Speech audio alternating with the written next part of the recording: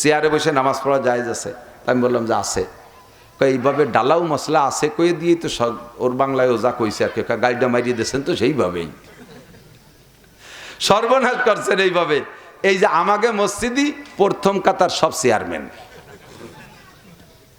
আমি বললাম যদি অসুস্থ হয় তো শরিয়াতে অনুমতি দিয়েছে আল্লাহ তাআলা, এই জায়গায় আর জবরদস্তির কি আছে? কয় যে এই সুযোগ পায়, কয় যে হুজুর আমাকে ইমাম সাহেব চেয়ারে বসে পড়াতে চাচ্ছে।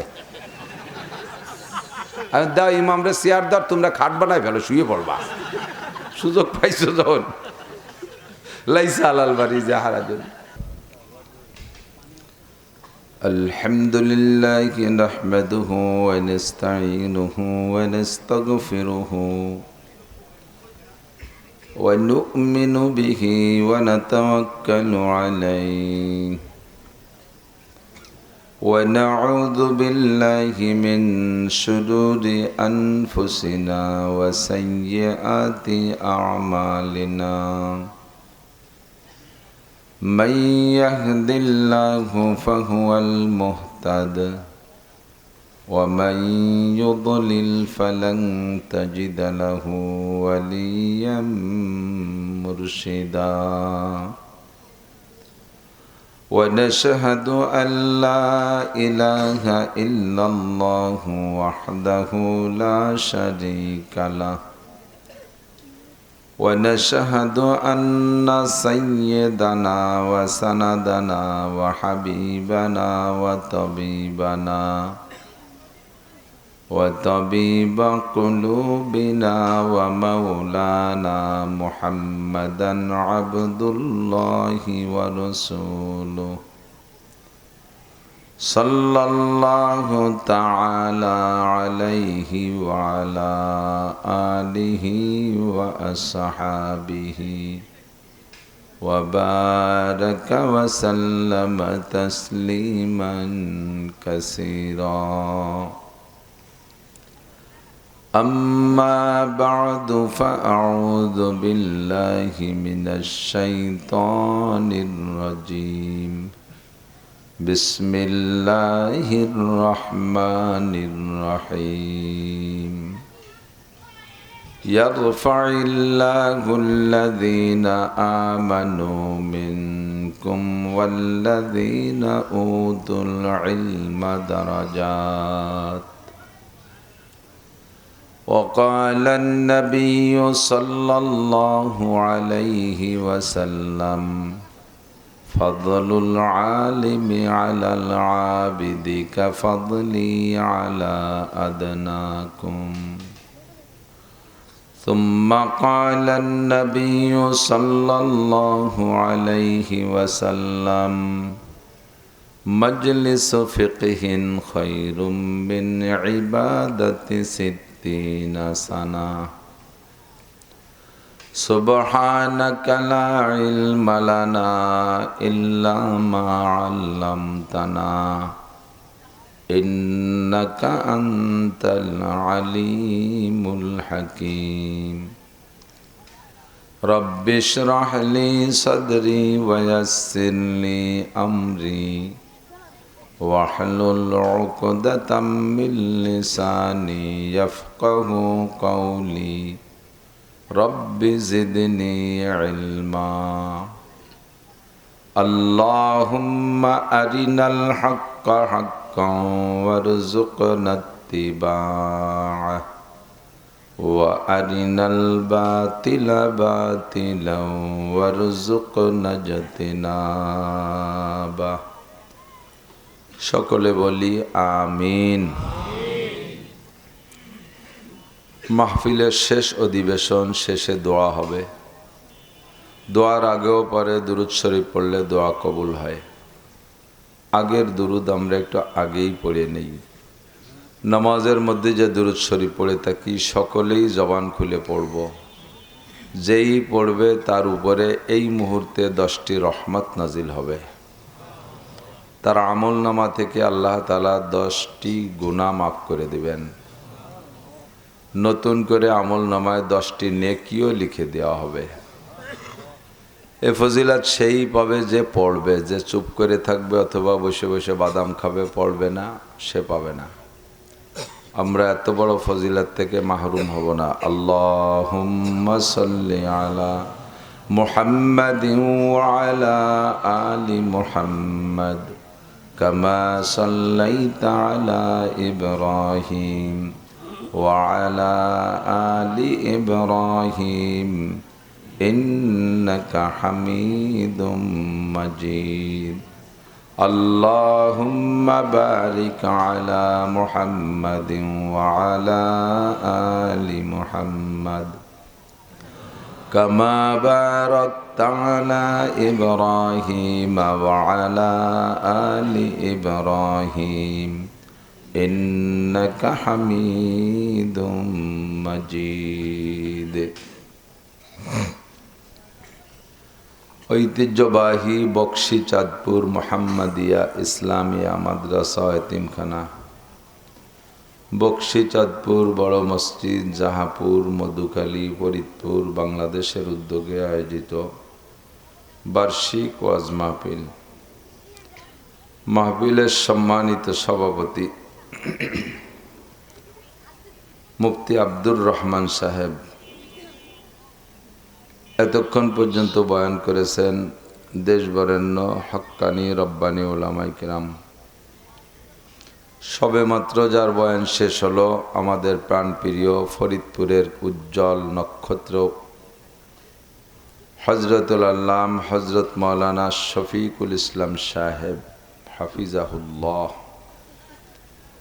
মাদ্রাসার সুযোগ্য সুদক্ষ মোহতামেম সাহেব হুজুর, যোগ্য আসাতেজায়ে কেরাম, দাওয়াতি উলামায়ে কেরাম, এ অঞ্চলের অনেক অনেক উলামায়ে কেরাম, আয়েম্মায়ে মাসাজিদ, মাদ্রাসার আজিজ আমতুলাবা, কমিটির সুযোগ্য সুদক্ষ সুসচেতন সকল সদস্যবৃন্দ, প্রাণপ্রিয় দেশবাসী, আল্লাহ তাবারাকা ওয়া তাআলা শাহী দরবারে আমাদের পক্ষ থেকে অবিরাম অসংখ্য শুকর যে রব্বুল আলামিন আমাদের হাজারো নাফরমানি করা সত্ত্বেও তার অসংখ্য নেয়ামত আমাদের উপরে অব্যাহত রেখেছেন, আমাদের এখনো সুস্থ রেখেছেন, বাঁচায় রেখেছেন, অসংখ্য নেয়ামত দিয়ে লালন পালন করে যাচ্ছেন এবং লক্ষ কোটি মানুষের মধ্য থেকে আল্লাহ পাক আমাদেরকে ঈমানের মতো নেয়ামত নসিব করেছেন। আমাদের মতো হাজারো ঈমানদারদের মধ্য থেকে আবার বাছাই ছাঁটাই করে এই সাময়িক জান্নাতের বাগানে বসার মতো যোগ্য মনে করে আল্লাহ পাক আমাদেরকে ডেকে নিয়ে আসছেন। রব্বুল আলামিনের এই সুন্দর নির্বাচনে নির্বাচিত হতে পেরে আমরা সকলে শুকর আদায় করি আন্তরিকভাবে আলহামদুলিল্লাহ। সত্যই যদি এই অবস্থার পর সন্তুষ্ট থাকেন আল্লাহ পাক রব্বুল আলামিন এ সকল নেয়ামত আমাদেরকে আরও উপভোগ করার তৌফিক দান করবেন। আর যদি মনে করেন এটা বিরক্তের বিষয়, হুজুর আসছে দূর থেকে, না বসলে দেখতে কেমন দেখা যায়, শুনতে কেমন শোনা যায়, আমাকে এলাকায় আসলো আর আমরা বসলাম না, এরকম দায় ঠাকা ভাব থাকলে পারা বেশি দিন টিকতে পারবো না। মনের থেকে সন্তুষ্ট আছি তো আলহামদুলিল্লাহ।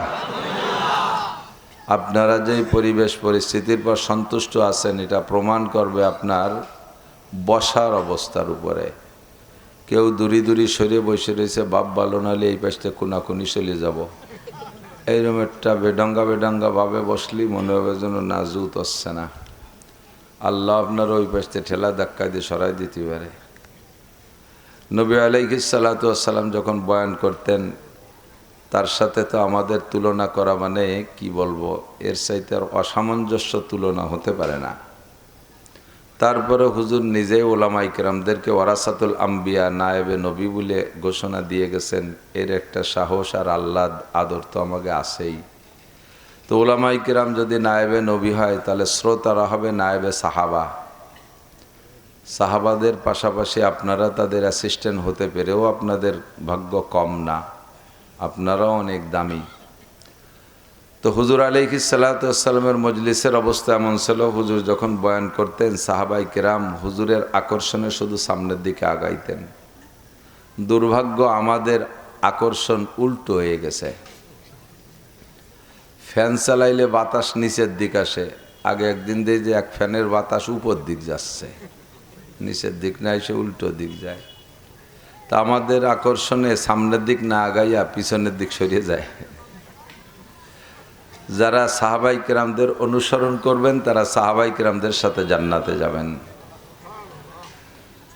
হুজুর আলাইহিস সালাম বয়ান করা শুরু করলে সাহাবাই কেরাম শুধু সামনের দিকে আগাইতেন, আগাইতে আগাইতে দুইজনের মাঝখানে একটা আঙ্গুল ঢুকানোর ফাঁকাও থাকতো না। এরপরেও হুজুর বলতেন জায়গা সংকুলন হচ্ছে না, কদ্দিমু, একটু আগায় বসো। তাতে যারা প্রথমবার বলাতে আগায় আসতেন হুজুর বলতেন প্রথমবার বলার পরে যারা না আগাইছো তাদের সে আগানো আলারা 500 বছর আগে জান্নাতে যাবা। আমি এখন আপনাদের বলি নাই, এরপরে হুজুর বললেন বলা ছাড়াই যারা আগাবে তারা বলার পরে আগানোওয়ালাদের সে 500 বছর আগে জান্নাতে যাবে। এই জন্য আমি বলতেছি না, বলা ছাড়া যদি চলে আসেন তাহলে 500 বছর আগে জান্নাতে যাবেন। হাতে ধরে তো আর এত ঠকান, নিজেকে মানুষকে ঠকানো যায় না। এই জন্য আমি বললামই না, এমনি এমনি যদি চলে আসেন তাহলে না আসাওয়ালাদের সে 500 বছর আগে জান্নাতে যাবেন। যুবকরা আল্লাহু আকবার, এই কয়জনটা আগতি কইছি উল্টো মুখ চলে যাচ্ছে। মাঝে মাঝে বলে থাকি এই যে কেড়া কয় নাকি আপনাকে দেখ না, কেন্ন ওই যে অনেক পাউ রেলগাড়ির মতো আটে, কেল্লা ওর পাও বেশি বলে কি খুব জোরে আটে নাকি? আটে খুব বুঝে শুনে, গাম্ভীর্যের সাথে খুব বুঝে শুনে কদম বাড়ায়। তো অনেক পাও হাটে আসতে, এই জন্য যদি ওরে ঠেলা দেন যে এত আস্তে হাঁটলি কন্যে যাবানে বাড়ি, তাহলে কি রে গো লইয়ে পয়সায় জায়গা পারলি তুই আট, আমি যাব না। যাদেরকে আগাইতে বলছে তারা কয় পারলি ওয়াজ করো, চলে গেলাম। যাতে কেড়া মার্কা মুসলমান, কেন মার্কা। চলে আসতে হবে, বসতে হবে, বেশিক্ষণ কষ্ট দেব না। আমার খেয়াল করছে আজকে যদি আল্লাহ পাক রব্বুল আলামিন বলায় একটা ফিকির করছে, সেটা হলো মাহফিল বিভিন্নভাবে চলতেছে। আমরাও জিন্দেগির শুরু যে সময় থেকে আলোচনা শুরু করছি, শুরু এক অবস্থা, শেষ আর এক অবস্থা। বয়সের পার্থক্যের কারণে কথারও পার্থক্য হয়ে যায়, এটাই নিয়ম। আজ থেকে 10 বছর আগে যে ওয়াজগুলো করতাম তার অনেকটা মনে উঠলে নিজেরই লজ্জা লাগে, এগুলো কেন বলতাম, এগুলো একটু শরম লাগে। আবার সামনে যদি আল্লাহ আরও কিছুদিন বাঁচায় রাখে তখন কোন কথা জবানে আসবে, সে সময় উপযোগী কথাই আল্লাহ তাআলা শিখাই দিবেন।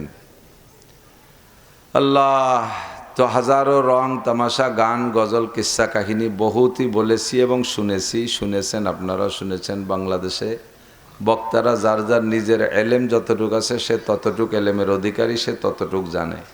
বাকি শ্রোতা যারা আপনারা দেশ বরেণ্য ওলামাই কেরামের ততোধিক ওলামাই কেরামের বয়ান শুনেছেন, আপনারা আমাদের মতো বক্তাদের চাইতে একটুও কম জানেন না, বেশি ছাড়া। আমি শুধু আমার একার ওয়াজ জানি, আমি অন্যকে ওয়াজ শুনতে সময় পাই না। আপনারা 50 জন 100 জন বক্তার বয়ান শুনেছেন, আর প্রত্যেক বক্তার ভিতরে আল্লাহ তাআলা আলাদা আলাদা কাইফিয়ত দিয়েছেন, যাকে ফার্সিতে বলে হারগুলেরা রঙ্গ বইয়ে দেগারাস। প্রত্যেক ফুলের রং আর ঘ্রাণ আলাদা, যার যার রঙে তাকে ভালো লাগে, যার যার ঘ্রাণে তাকে ভালো লাগে, কেউ কের সাথে তুলনা করার দরকার হয় না। তেমনই করে উলামাই কিরামকে আল্লাহ তাআলা পার্সোনাল কিছু হেকমত দিয়েছেন, এক একজন এক এক হেকমত দিয়ে মানুষ বসায় রেখে কিছু হিদায়তি কথা বলে। কেউকে আল্লাহ সুন্দর কণ্ঠ দিয়েছে, সে কণ্ঠ দিয়ে কানলিও ভালো শোনা যায়, হাসলিও ভালো শোনা যায়, গালাগালিও ভালো শোনা যায়, তাই শুনতে মানুষ তাকে ফাঁকে ফাঁকে কিছু ভালো কথা বলে। কেউকে গজলের যোগ্যতা দিয়েছে, সুন্দর লম্বা লম্বা গজল গেয়ে গেয়ে মানুষকে বসায় রাখে, তার ফাঁকে ফাঁকে কিছু ভালো কথা বলে। কেউকে আল্লাহ তাআলা গজলও দেয় নাই, কণ্ঠও দেয় নাই, কিন্তু ভরপুর নূর দেশে, যা বলে। মুফতি আব্দুল গফফার শাহ হুজুর দামাত বরকাতুল আলিয়া নগরকান্দার হুজুর, সুর নাই, কথার ভিতরে যে একটা নূর, এত পাওয়া বড় কঠিন। আমার সুলতান আহমদ নানুপুরি হুজুর রহমতুল্লাহ আলাই ছিলেন, আরও বড়দের যাদেরকে দেখেছি অত সুরের ভক্ত ছিলেন না তারা। আমাদের এদানিংকার ইয়াং বক্তারা বিভিন্ন ব্র্যান্ডে ওয়াজ করে, ব্র্যান্ড। কেউ সিদ্দিকি ব্র্যান্ড, এই সিদ্দিকি সাহেবের যে সুর, এই সুর নকল করতে হবে, এ পারুক আর না পারুক চেষ্টা করে। লাস্টে যে শুরু একভাবে করে, খানিক পরে যে টিকতে পারে না, শেষে বাজাই কোজায় যায় কাউর মতো। কাউ একটা পাখি আছে না, ওরে কি কেউ খাঁচায় পোষে? কাউও পোষেনি কেউ। শালিক পোষে, ময়না পোষে, টিয়ে পোষে, কত পাখি পোষে, কিন্তু কাউও কেউ পোষে না। ময়ূর পোষে। তো ময়ূরীর পেখম ছড়ানো আর তার নাচ দেখে মানুষ গোল হয়ে দেখতেছে, কাউর খুব হিংসে আসছে যে এও পাখি আমিও পাখি, ওরে দেখে আর আমারে দেখে না। ঘটনা কি? বরঞ্চ আমারে দেখলে সবাই চ্যাঙ্গা মারে, ডেলা মারে, গাইগুতো দেয়। তো কোন যোগ্যতায় ময়ূর এত আদরের?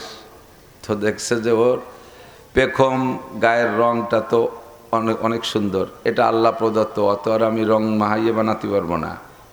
তবে ওর হাঁটাটা বড় চমৎকার। তোর হাঁটাটা শিখতে পারিনি কি দেখি, কমপক্ষে একটু হলেও আদর পাবো। তো ওর যে ব্রেন, ওর ব্রেন দিয়ে তো আর ওই আর একজনের তা শেয়ার সম্ভব না। তবে চেষ্টা করছে বেশ কিছুদিন ময়ূরীর হাঁটা শিখতে, যে চেষ্টা হতে সে নিজের হাঁটাও ভুলে গেছে। আর ওদিকে ময়ূরীর হাঁটা শিখতে পারি নেই, ময়ূরীরটা শিখতে পারি না, নিজেরটাও ভুলে গেছে। আর আঠে কিরম, সবাই আঠে এইভাবে সামনের দিক পাও দিয়ে না, কাউ জোড়া পাও দিয়ে আড়িও মোলা পায়। নিজেরটাও ভুলে গেছে, কাউ ময়ূরীরটাও শিখতে পারে, আড়িও মোলা পায়। তো ব্র্যান্ডের আজ আর একজনের সুর নকল করতে যাইয়া শেষ আড়িও মোলা পায় খানিক পরে যাইয়া। নিজেরটাও থাকে না, যেটা ধরতে গেছিল তাও পারে না।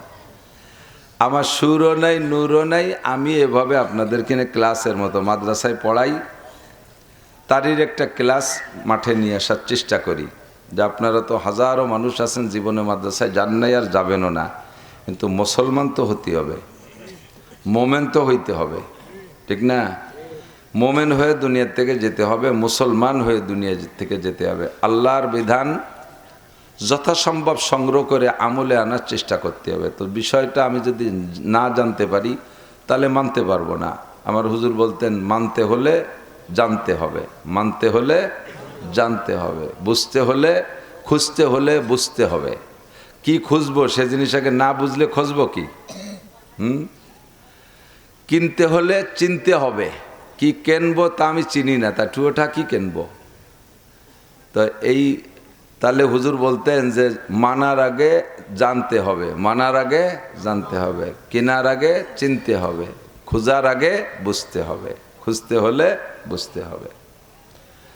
আমাদের জিন্দেগিতে সবচাইতে শ্রেষ্ঠ একটা ওয়াজ নবী আলাইহিস সালাতু ওয়াস সালাম বলেছেন, সময় কম কামাই বেশি।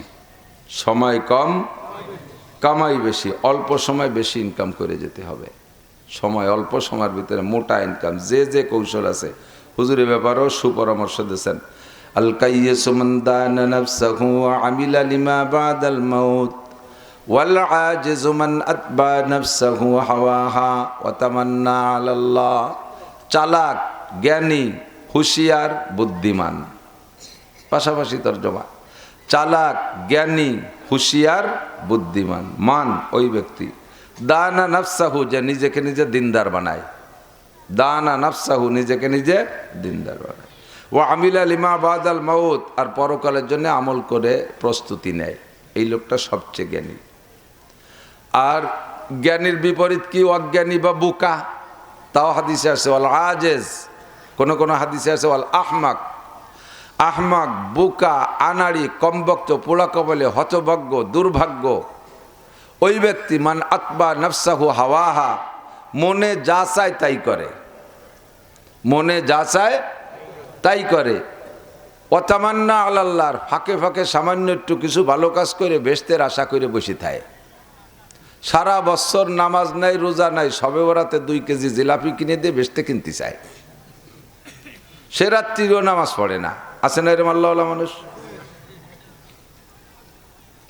সারা বছর নামাজ নাই, রোজা নাই। আমার কলাখালী হুজুর বলতেন, না নামাজ হয় না রোজা, না জাকাত না হজ, না নামাজ হয় না রোজা, না জাকাত না হজ, তো ফের খুশি কে বাত क्या कोई जड़ है ना जज।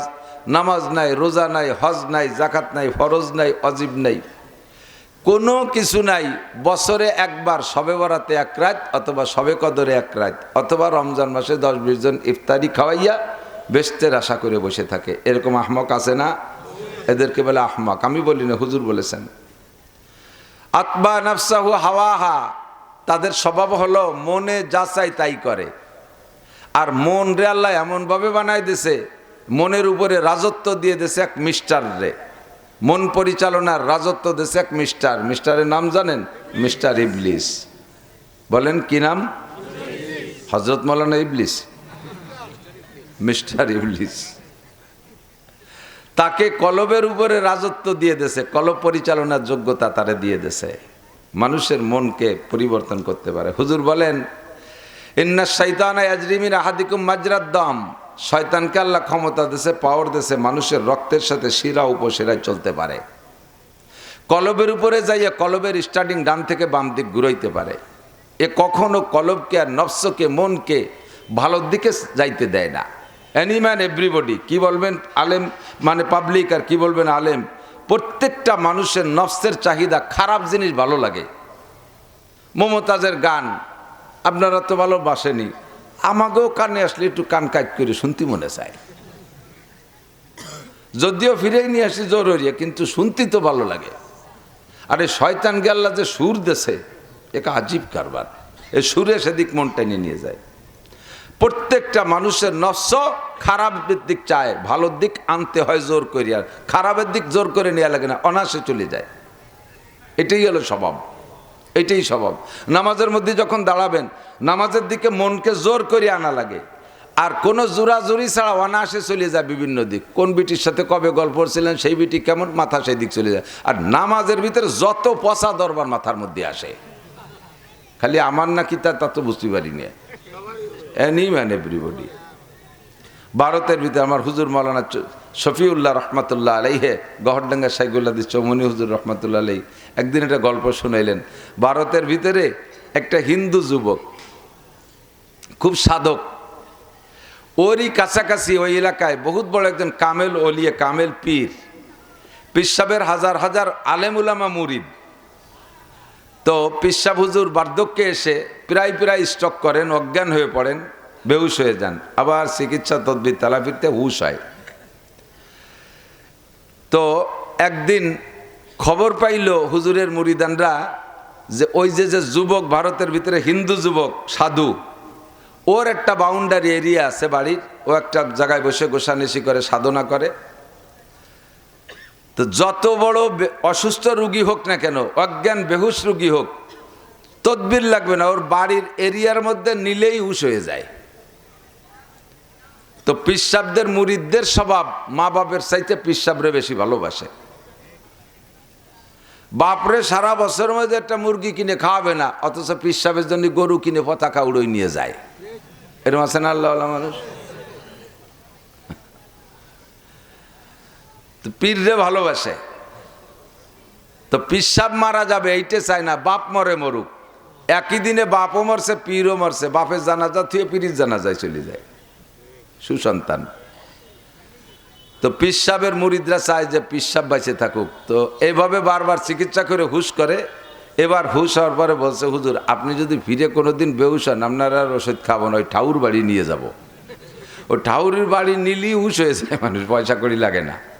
হুজুর কাছ তাক ফুরেল নাউজুবিল্লাহ, মরিও যদি যাই এই জায়গা মরি, ঠাউর বাড়ি নিয়ে আমারে মারিস না। কিছুদিন পরে হুজুর আবার বেহুশ হয়ে গেছে। বেহুশ হয়ে গেলে এরপরে ওরা কয় যে আজকে তো বেহুশ তো রয়েছে, এইভাবে নিয়ে ওই বাড়ির মধ্যে থুইয়ে দৌড়ে চলে আসবো, নীল তো হুশ হয়ে যাবে না। হুশ হলে যদি দেয় ঠাউর বাড়ি নিয়ে আইসি, আমাকে সাথে রাগারাগি বাঁধাবে না, থুইয়ে চলে আসবো।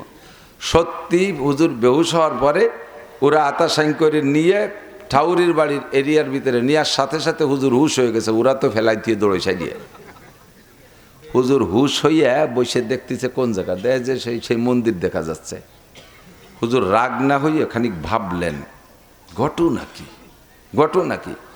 নাবালেক থাকতে নামাজ পড়ি, আমার জীবনে কোনোদিন নামাজ কাজা নাই, তকবিরে উলাও ছোটে না, ফরজ ওয়াজিব সুন্নাত মুস্তাহাব পর্যন্ত ছাড়ি না, সারা জীবন ভরে তাহাজ্জুদ পড়লাম, এত তিলাওয়াত, এত জিকির, এত মুনাজাত করলাম, এত সাধনা করলাম, ধর্মের এত কাজ করলাম, কিন্তু এই সিদ্ধি লাভ করতে পারলাম না যে কোনো রুগী আমার বাড়ির এরিয়া আসলে সে বেহুশ রুগী হুশ হয়ে যায়, আরে ঠাউরির বাড়ির মধ্যে ঢুকলে হুশ হয়, স্বয়ং আমি হুশ হলাম। ঘটনা কি? এখানে আমার গবেষণার দরকার আছে। কতক্ষণ জ্ঞানীদের হিসাব নিকেশ আলাদা। উনি খানিক ভেবে চিনতে রাগ করে বেরোয় না, আইসা দেখি ঠাকুররে দেখি আসি। ঠাকুর কি অরিজিনাল ঠাকুর নাকি অন্য ঠাকুর। যে দেখে যুবক আসন দিয়ে বসে আছে, হুজুর ঢোকার সাথে সাথে যুবক দেখে হুজুরে সে চেনে, সেও ভয়তে আতঙ্কিত হইয়া হুজুর আমার এখানে, হুজুর আমার এখানে দৌড়ে এসে ইস্তেকবাল করে সে ভালো একটা কাপড় বিছাই দিয়ে হুজুরে বসতে, হুজুর বসেন বসেন, বসাইছে। তো হুজুর বলতেছে বাপ, বলতেছে হুজুর আপনি এখানে? কয় এইভাবে আসছি। তো বাপ তোমার কাছে একটা জিনিস জানতে চাই, তুমি কি সাধনা করো যেই সাধনার বদৌলতে এই সিদ্ধি লাভ করছো যে যত বড় বেহুশ অজ্ঞানী তোমার এরিয়ার মধ্যে আসলেই সুস্থ হয়ে যায়, ঘটনা কি, তুমি কি আমল করো কও তো? তো পরিষ্কার বলতেছে হুজুর আমি তো হিন্দু মানুষ, সনাতন ধর্মের মানুষ, আমার ধর্মে কি আছে তা সকলেই ভালো জানে। তো বাপদাদার পৈতৃক সম্পত্তি হিসেবে আমি হিন্দুই আছি।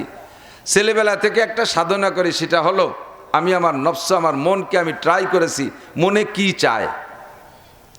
সর্বকালেই দেখেছি মনে খারাপ চায়, মনে কোনোদিন ভালো চায় না। আর আমি সেই ছেলেবেলা থেকে প্রতিজ্ঞা করছি মনে যা চায় তার উল্টো করব। মনে যা চায় তার উল্টো করব, তার খেলাপ করব, মনরে তার চাহিদা পূরণ হতে দেব না। আমি এই একটা সাধনা করি, মনে ভালো খেতে চাই খাই না, মনে ভালো পোশাক পরতে চাই না পরি না, মনে ভালো সুন্দর একটা মেয়ের সাথে গল্প করতে চাই, মনটা সেখান থেকে ফিরে নিয়ে আসি। মনে অনেক কিছু খাইতে চায়, তা আমি খাইতে দেই না। অনেক কিছু ভোগবিলাস চায়, সব কিছু থেকে মনকে বিরত রাখি। এক কথা আমি মনের খেলাপ কাজ করি। হুজুর এবার ধ্যানে বসলেন, আল্লাহু আকবার। ধ্যানে যখন বসছে হুজুর রোহানিভাবে তাওয়াজ্জু দিয়েছে যে ওই ছেলেটার আমল নামার হালাত কি দেখি। তো হুজুর ওর আমল নামার দিকে আধ্যাত্মিক নজর দিয়ে দেখে ওর আমল নামায় ডাইন কাঁধে একটা নেকিও নাই, আর বাম কাঁধে একটা গুনাহও নাই। গুনাহ তো করে নফসে, আর নফসের বিপরীত কাজ করছে, গুনাহও নাই নেকিও নাই, একটা শূন্য অবস্থানে আছে, নো ম্যানস ল্যান্ড, একটা ফাঁকা জায়গায় আছে। তো হুজুর সুযোগ পেয়ে বললেন বাবা তুমি কি তোমার ওই কথায় সত্যবাদী যে তুমি মনে যা চাই তা করো না? বলে জি হুজুর। ভবিষ্যতে যদি এমন কোনো ঘটনা আসে মনের বিপরীত, তাও কি তুমি করবা না? বলে জি না, তা করব না। মনে যেটা চায় সেটা আমি করব না, মনে যেটা না চায় ওইটা আমি করব। হুজুর সুযোগ পেয়ে বললেন তোমার কি কলেমা পড়ে মুসলমান হতে মনে চায়? তোমার কি কলেমা পড়া মুসলমান হতে মনে চায়? তোমার মনে যেটা না চাই ওইটা করবার, যেটা চাই সেটা তো করবা না। বুঝেন নেই? তোমার কি কলেমা পড়ে মুসলমান হতে মনে চায়? খানিক ভাবে কয় যে না হুজুর চাই না। তোমার মনে, তোমার যে পূর্বের সিদ্ধান্ত মনে যা চায় তা করো না, যেটা চাই সেইটা যেটা চাই সেটা করো না, যেটা না চাই সেইটা করো। তা তোমার ইসলাম গ্রহণ করতে মনে চাচ্ছে না, এবার তোমার উচিত কি? তাহলে কলেমা পড়া উচিত। আটকে গেছে। তাহলে তুমি যে পর্যায়ে আসো এর চেয়ে আরো অনেক উপরে উঠে যেতে পারবা। জি হুজুর, যা সিদ্ধান্ত নিছি, মনে করে দিন ভালো চাইলো না, মনে কোনো দিন পক্ষে চাইলো না, কে বলে মনে হচ্ছে না, ঠিক আছে এর বিপরীত করবো, দেন আমারে পড়াই দেন। পড়াই দিয়েছে হুজুর। এখন লা ইলাহা ইল্লাল্লাহ মুহাম্মাদুর রাসূলুল্লাহ, কামেলে গর খাকে গিরাদ জারশাবাদ, নাকে সরজর বুর্দ খাকে স্তর সওয়াদ, ও জকারে বাহর গওহারা ওয়ারাদ, আজিয়া সোয়ে বরসর আওয়ারাদ, গর্তু সঙ্গে খারাও মর মরবুদি, চোবা সাহেব দিল রসি গওহার ছবি। তুমি যদি যোগ্য মানুষের মুঠের মধ্যে, যদি যোগ্য মানুষের হাতের মধ্যে যদি ছাইও দেওয়া হয় তা স্বর্ণ হইয়া যায়, অযোগ্যর হাতের ভিতরে সোনা দিলেও মাটি হইয়া যায়। তুমি যদি সঙ্গে মারবার শক্ত পাথর হও, আল্লাহওয়ালা দিলওয়ালা মানুষের সোহবতে গেলে গলে তুমি মোমের মতো পানি হয়ে যেতে বাধ্য হবা। আল্লাহওয়ালার আল্লাহর বুজুর্গের সোহবতে এতটুক সুয়ালাইগা যুবকটা কলেমা পড়ে ইসলাম গ্রহণ করেছে। এরপরে হুজুরের সাথে চলে আসছে, হুজুরের মাদ্রাসায় পড়া যোগ্য বিজ্ঞ আলেম হয়ে গেছে। পরবর্তীতে হুজুরের স্থানে ওই জায়গার সে স্থলাভিষিক্ত খলিফা হয়ে গেছে। কামেলে গর খাক গিরাদ জারশাবাদ, না কে সরজর বুর্দে খাকে স্তর সওয়াদ আল কাইয়িস মান দানা নাফসাহু ওয়া আমিলা লিমা বাদাল মাউত। চালাক আর জ্ঞানী, হুঁশিয়ার আর বুদ্ধিমান ওই ব্যক্তি যে ব্যক্তি নিজেকে স্বেচ্ছায় দিনদার বানায়। আমাকে দিনদার বানানোর ক্ষমতা আল্লাহ আমাকে দিয়েছে, এ পাওয়ার আমাকে দিয়েছে, স্বাধীনতা আমাকে দিয়েছেন, জ্ঞান আমাকে দিয়েছে। আমি ইচ্ছা করলে নামাজও পড়তে পারি, ইচ্ছা করলে নামাজ নাও পড়তে পারি। কথা বলেন ঠিক কি ঠিক না? আমার ইচ্ছাকে আমি ব্যবহার করতে পারি। ইচ্ছা করলে দুর্গা পূজা, সরস্বতী পূজা, লক্ষ্মী পূজা, কালী পূজা যাইতে পারি। ইচ্ছা করলে ঈদগায় যাইতে পারি, মাহফিলে যাইতে পারি, ইজতেমায় যাইতে পারি, চরমুনার ময়দানে যাইতে পারি, মাসিক ইজতেমা আমি আব্দুল গফফার সাহেবের কাছে যাইতে পারি। ইচ্ছা করলে কোরআনও পড়তে পারি, ইচ্ছা করলে বাইবেলও পড়তে পারি। যেহেতু আমার ইচ্ছাকে আমার পরিচালনা করার তৌফিক আর ক্ষমতা আল্লাহ দিয়েছেন, এই তৌফিক বলে আল্লাহর নবী বলেন তোমার ইচ্ছাকে প্রয়োগ করে যদি তুমি দিনদার হয়ে যাও, ওয়া আমিলা লিমা বাদাল মাউত, আর পরকালের জন্য আমল করে প্রস্তুতি নাও, তাহলেই তুমি চালাক আর জ্ঞানী, তাহলে তুমি চালাক আর জ্ঞানী। ইউনিয়নের চেয়ারম্যান 10 টন গম মারিয়ে দিয়ে ফাঁকি দিয়ে চোখে আঙ্গুল দিয়ে মানুষের ধুলো দিয়ে এড়াই যাইতে পারলা, এইটা চালাক না। কোনো মেম্বার সাহেব 3 টন মারিয়ে দিয়ে এইটাকে হজম করতে পারলা, এর নাম চালাকি না। কোনো কেউ বাসে উঠে বাসের কন্ট্রাক্টরকে ভাড়া ফাঁকি দিয়ে সেরিয়ে আসতে পারলে এর নাম চালাকি না, এর নাম চালাকি না। এগুলো চরম বোকামি। চালাক হলো ওই লোকটা যে লোকটা খুঁটে খুঁটে কোন আমলে, অল্প আমলে বেশি নেকি পাওয়া যায়, অল্প আমলে বেশি নেকি পাওয়া যায়, সময় কম কামাই বেশি, অল্প সময় বেশি ইনকাম করা যায়, আখিরাতের ইনকাম। ওই লোকটা হলো আসল চালাক। ঠিক না? আপনারা কি চালাক হতে চান? কথা কয় না নাকি বোকা? এর মধ্যে বসে বাদাম খালি তো চালাক হবে কি রে? এই জায়গা বসে বাদাম খায়, বাদামের একটা গিরান আছে, আপনি যদ্দুরিতে খান আমার না হয় ও গিরান আছে। আমারও তো একটা পরান আছে, আমার সেই বসতে পারে পরান, আমারে বক বক করতে লাগাই দিয়ে আপনারা বাড়ি এলাম বাদাম খাচ্ছি, আমারে সাইডে দেন খাই দিয়ে একবারে বসি। তা যদি সম্ভব নয় তা কেউ খাবেন না। ওয়াল আজিজু মান আতবা নাফসাহু হাওয়াহা ওয়া তামান্না আলাল্লাহ। অযোগ্য আনাড়ি কমবক্ত পোড়া কবালে হতভাগ্য ওই ব্যক্তি মনে যা চায় তাই করে, আর ফাঁকে ফাঁকে সামান্য কিছু করে আল্লাহর পর আশা করে বসে থাকে আল্লাহ আমারে বেহেশতে না দিয়ে পারবে না। আল্লাহ কয় পারি না, না পারি, পারার সময় দেখিস কোন জায়গা দিতে পারি, যার সময় বুঝবি খেলা কারে কয়। আল্লাহু আকবার। আজকের মাহফিলটা আমি 2-4টে কথার মাধ্যমে সবচাইতে দামি মাহফিলে পরিণত করতে চাই। আপনারা সহযোগিতা করবেন ইনশাআল্লাহ।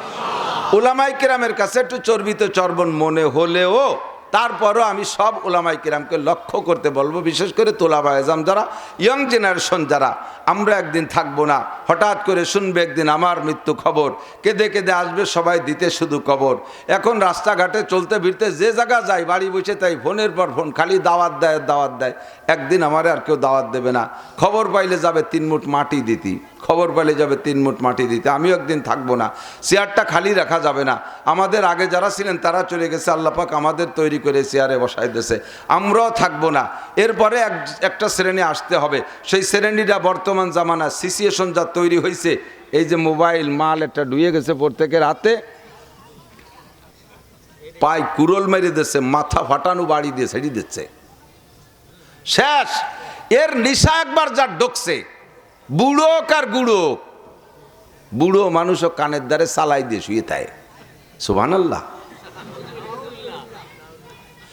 ফেসবুকের নিশা ছোট বড় পার্থক্য নাই, অভ্যাসে পরিণত হয়ে গেছে। উস্তাদের সামনে ছাত্ররা দেখতেই তালে আছে এমন ভাবে। সেদিন আমার মাদ্রাসার মসজিদের ভিতরে সাইড দিয়ে চাইছে, মাদ্রাসার ঘরের থেকে মসজিদ খানিক দূরে, ওরা মনে করছে এখানে কেউ আসবে না, 4 জনে বসে এমনভাবে গেমের মধ্যে ঢুকে গেছে। আমি পিছনে খানিক দাঁড়ায় দেখছি যে কি এরে হুশ নাই। তারপরে কাশ দিছি, তখন কাঁপিয়ে উঠছে, দে মোবাইল দুটে দাও। এখন বয়তে হাত কাঁপতেছে, দে মোবাইল দে।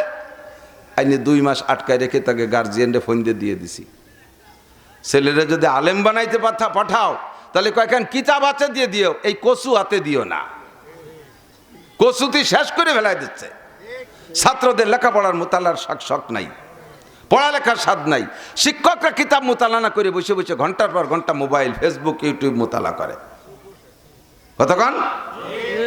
অথচ এখানে তো লোক লাগবে, শেষে দাঁড়িয়ে কি রে কয়টা গজল মুখস্থ করে সুর আছে, এই গজল গাইয়ে গিয়ে মাঠ গরম করে দাও, 60,000 70,000 হেলিকপ্টার দুয়েন পাঠায় দাও। উম্মতের প্রয়োজন বুঝে কথা বলতে হবে।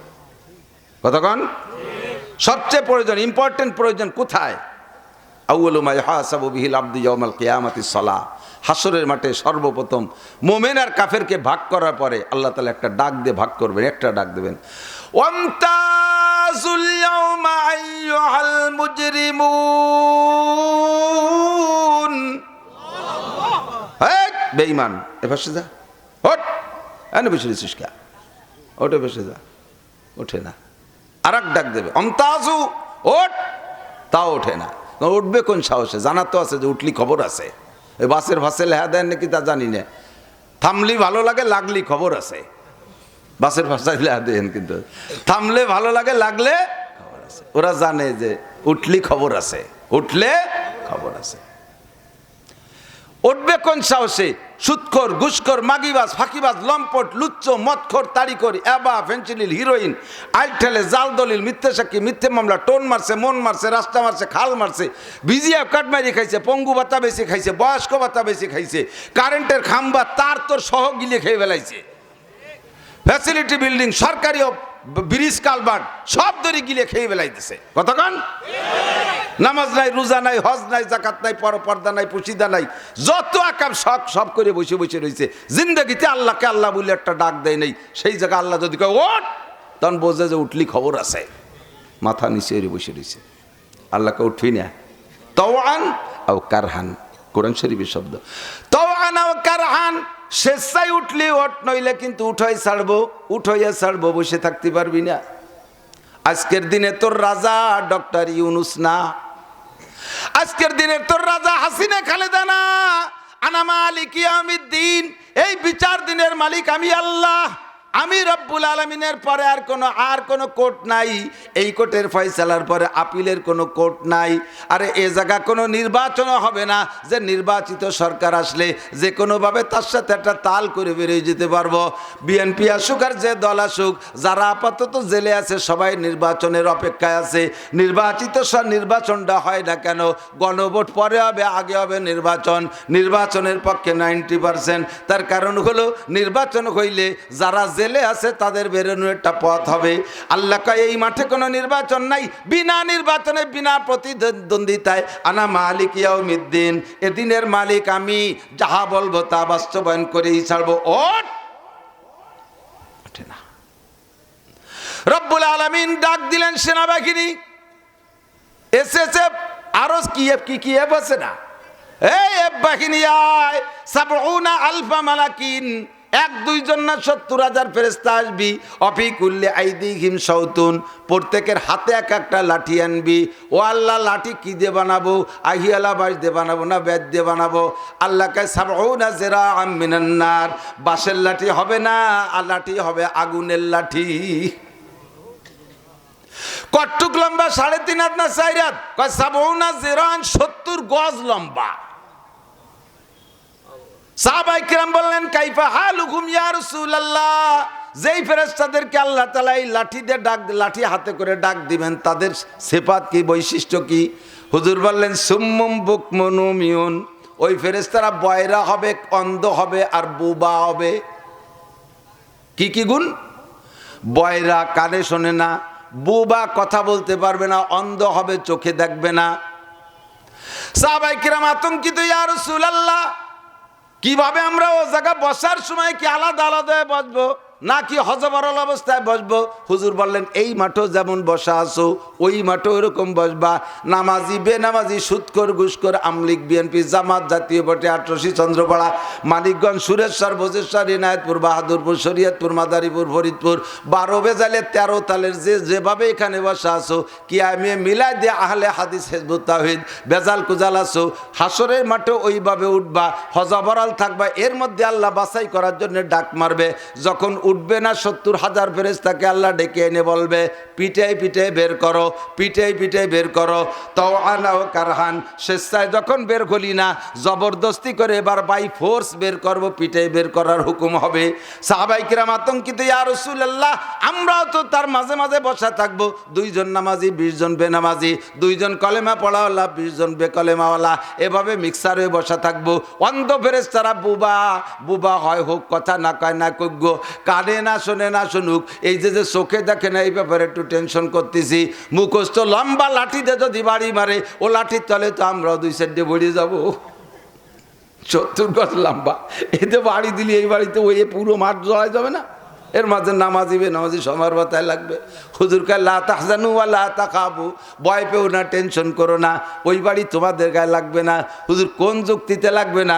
কয় টেবিলের উপরে যদি একটা টেবিলের উপরে 100 ইটের টুকরা, 100 লোহার টুকরা, 100 তামার টুকরা, 100 পিতলের টুকরা, এইভাবে বিভিন্ন পদার্থ দিয়ে টুকরা টুকরা বানাইয়া এর উপরে রেখে দাও, মাঝে মাঝে লোহার টুকরা রাখো, এর উপরে যদি 1000 পাওয়ারের একটা চুম্বক লোহা এমন করে টেনে নাও, চুম্বক লোহা টেনে নাও উপর দিয়ে, এই চুম্বকের সাথে কি তামা লাগবে, পিতল লাগবে, রূপা লাগবে, লাগবে শুধু, লাগবে শুধু এই চুম্বকের কি মুখ আছে? ও কেউ ঘুরার সময় কইছে লোহা উঠিয়েছো, লোহা উঠিয়েছো, কইছে নাকি? একটা জড় পদার্থ এই চুম্বকে যদি এর মধ্যে থেকে বাছাই করে লোহাগুলোকে টেনে উঠাইতে পারে, রোহানি নুরানি ফেরেশতারা অন্ধ হলো পিটেনটা দেবে, পিটেন সব জায়গা মতো লাগবে। আল্লাহু আকবার। ফেরেশতারা আগে দাঁড়ায় বলবে আল্লাহ পিটেন কোন জায়গা দেব, ঠ্যাঙে দেব না মাজায় দেব, পাছায় দেব না মুখি দেব, কোন জায়গা বাড়ি দেব? আল্লাহ কা কোরআন শরীফের আয়াত পড়ে পড়ে বাড়িও, কোন আয়াত পড়বো? আল্লাহ আল্লাহ কায় ফাজরিবুহুম ফাওকাল আনাক আজরিবু মিনহুম কুল্লা বানান, পয়লা বাড়ি দিবা মাথায়, ফাটায় ফেলবা বাড়ি দিয়ে, মাথা ফাটিয়ে যে পড়ে গেলে এরপরে গিরে ছুটোই ফেলবা, বাড়ো গিরে গিরে। ফাজরিবুহুম ফাওকাল আনাক আজরিবু মিনহুম কুল্লা বানান, সবগুলোকে এদিকে নিয়ে যাবে। আল্লাহে আমার বানাইনে কথা না, ইদা ওয়াকাতিল ওয়াকিয়া লাইসা লিওয়াকাতিয়া কাদিবা খাফিদাতুর রাফিয়া ইদা রুজ্জাতিল আরদু রাজ্জা অবুসাতিল জিবালু বাসসা ফাকানাত হাবাআম মুমবাসসা ওয়া কুনতুম আজওয়াজান সালাসা ওয়া আসহাবুল মাইমানাতি মা আসহাবুল মাইমানা ওয়া আসহাবুল মাশআমাতি মা আসহাবুল মাশআমা। ওই জায়গা 3টে দল থাকবে, কুনতুম আজওয়াজান সালাসা, 3 দল। এক দল থাকবে পিওর ডানপন্থী, আর এক দল হবে পিওর বামপন্থী যারা আল্লাহ রসুল মানে না, আর এক দল হবে পিওর ডানপন্থী যারা কোনো কুফরের সামনে মাথা নত করে নাই, কোনো তাগুতের সামনে মাথা নত করে নাই, কোনো দুনিয়াদারের সামনে মাথা নত করে নাই। Donald Trump, Netanyahu, Joe Biden আর এই কি বলা হয় আমাদের নরেন্দ্র মোদি, এদের কেউরে ভয় পায় নাই। লা নাখাফু আহাদান ইল্লাল্লাহ, জীবন ভরে এক কথাই তারা অটল, এক কথাই তারা অনড়, আল্লাহ ছাড়া কেউকে ভয়, জোরে কন, আল্লাহ ছাড়া কেউকে ভয় পায় না। এই গ্রুপ হলো পিওর ডানপন্থী, ওরা আলাদা থাকবে। আর এর মধ্যে থেকে আসহাবুল মাশআমা, বামপন্থীদেরকে বের করো। এই বামপন্থীদেরকে পিটাই পিটাই বের করে বলবে আল্লাহ এখন কি করব?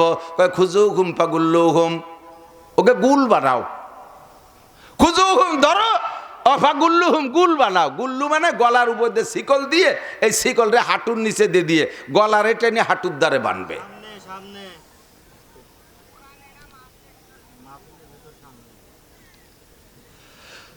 খুজুহুম ফাগুল্লুহুম, ধর ওইগুলোর ধর গলার উপর দিয়ে শিকল দিয়া হাঁটুর নিচে দিয়ে শিকল ঢুকাই দিয়ে টাইট করে গলারে, খেয়াল করেন একটু, একটু নিজের সাথে কল্পনা করেন, গলারে হাঁটুর সাথে নিয়ে টাইট করে বানলে আর কি নড়াচড়ার কোনো কায়দা থাকে? কয় আল্লাহ এখন কি করব? খুজুহুম ফাগুল্লুহুম সুম্মাল জাহিমা সাল্লুহুম, এখান থেকে জাহান্নামে একেবারেতে ফেলাইয়া দাও, জাহান্নামের মধ্যে নিক্ষেপ করো, পিটাইয়া এই গ্রুপকে জাহান্নামের মধ্যে ফেলাই দেবে। এর আগে আসহাবুল মাইমানা, পিওর ডানপন্থীদেরকে আল্লাহ পাক জান্নাতের ভিতরে পৌঁছায় দেবেন বিনা হিসাবে, বিনা হিসাবে তারা জান্নাতি। মাঝখানে একটা দল থাকবে অকুনতুম আজওয়াজান সালাসা, 3 দল যে হবে, 3 দলের ভিতরে কারা কারা কোন দল? এক দল পিওর ডান জান্নাতি, আর এক দল বিনা হিসাবে হিসেবে জাহান্নামী, মাঝখানে একটা দল থাকবে মুযাবযাবিনা বাইনা যালিকা লা ইলাহা উলাই ওয়া লা ইলাহা উলাই। এই দল থাকবে দ্বিমুখী, সকালবেলা এক দলের, বিকেলবেলা আর এক দলের, সকালবেলা এক দলের, বিকেলবেলা এক দলের। আরে রাতের বেলা মাহফিলে আসে, পরের দিন দিনের বেলা দুর্গা পূজায় যায়, রাতের বেলা ইজতেমায় যায়, পরের দিন আবার বাড়ি এসে উড়াকান্দি ঠাকুর বাড়ি যায়, নামাজও পড়ে, রোজা রাখে, হজও করে, যাকাতও দেয়, আবার সুদও খায়, ঘুষও খায়, নামাজও পড়ে, দাড়িও কাটে, নামাজও পড়ে, বিড়িও খায়, নামাজও পড়ে, ঘুষও খায়, নামাজও পড়ে, সুদও খায়, ভালো করে মন্দ করে। একে বলে মুযাবযাবিনা বাইনা যালিকা লা ইলাহা উলাই ওয়া লা ইলাহা উলাই। দোমুখী মুসলমান, একেবারে পিওর ডাইনো না, একেবারে পিওর কাফেরও না। এদেরকে নিয়ে আল্লাহ পাক বলবেন হিসাব নিকাশে। এক নম্বরে যে জিজ্ঞাসা হবে, দোস্ত আমার দিক তাকাও, আল্লাহর কসম কোরআন থেকে বলছি, এক নম্বর জিজ্ঞাসা হবে, নবী পাক বলেন আউয়ালু মা ইউহাসাবু বিহিল আবদু ইয়াউমাল কিয়ামাতিস সালাহ। এই তিন নম্বর পার্টি জেনে আল্লাহ হিসাবে বসবেন। আর ওই দুই পার্টি বিনা হিসাবে, একদল বিনা হিসাবে জান্নাতি, আর একদল বিনা হিসাবে জাহান্নামী। কাফের মুশরিকের কাছে নামাজ, রোজা, হজ, যাকাত কিচ্ছু জিজ্ঞাসা করা হবে না। ওরা এক কথাই মায়ের যে ওরা বেঈমান। আপনারা যারা কলেমাও পড়েছেন, নামাজও পড়েন, আল্লাহু আকবার, ভালো করেন, মন্দ করেন, আপনাদেরকে নিয়ে হিসাবে বসবেন। এই হিসাবের ভিতরে এক নম্বর হিসাব হলো আউয়ালু মা ইউহাসাবু বিহিল আবদু ইয়াউমাল কিয়ামাতিস সালাহ। বাচ্চাদেরকে, ছোট নুরানি বাচ্চাদেরকে হাদিস পড়তে শোনেন কিনা? একটু বাতাসের ব্যবস্থা, একটু মাথা ফাটিয়ে যাচ্ছে আমার গরমে। ছোট একটা ফ্যান পাতদারে দিয়ে দিতে হয়। এদিকে শীত এসে পারলো না, খেতা টানাইছে, কি টানানো, তো অক্সিজেনই পাচ্ছি না, তল পর্যন্ত টাইট করে দিয়েছে, খালি খালি আমার নিঃশ্বাস বন্ধ আসতেছে। উঠোর গেলে উঠে তো আবার দেহানোর দরকার, যেটুকু দেহানো হয়ে গেছে।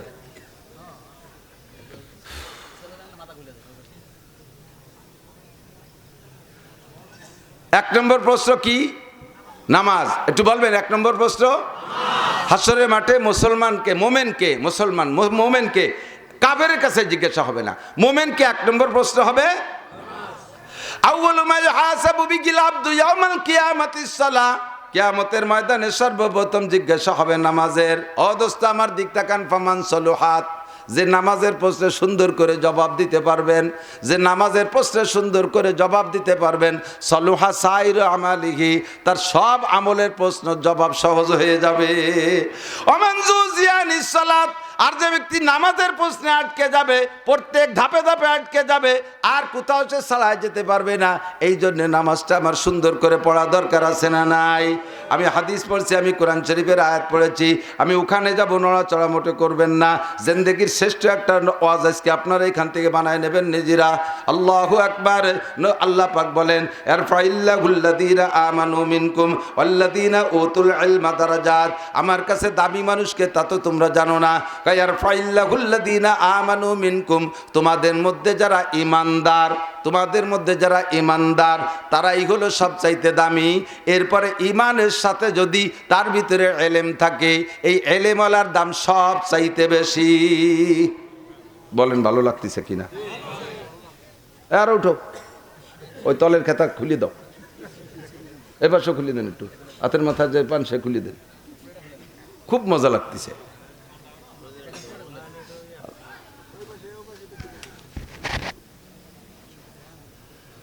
আল্লাহ, একের পুষ মাইসে প্যান্ডেল বানাইছে।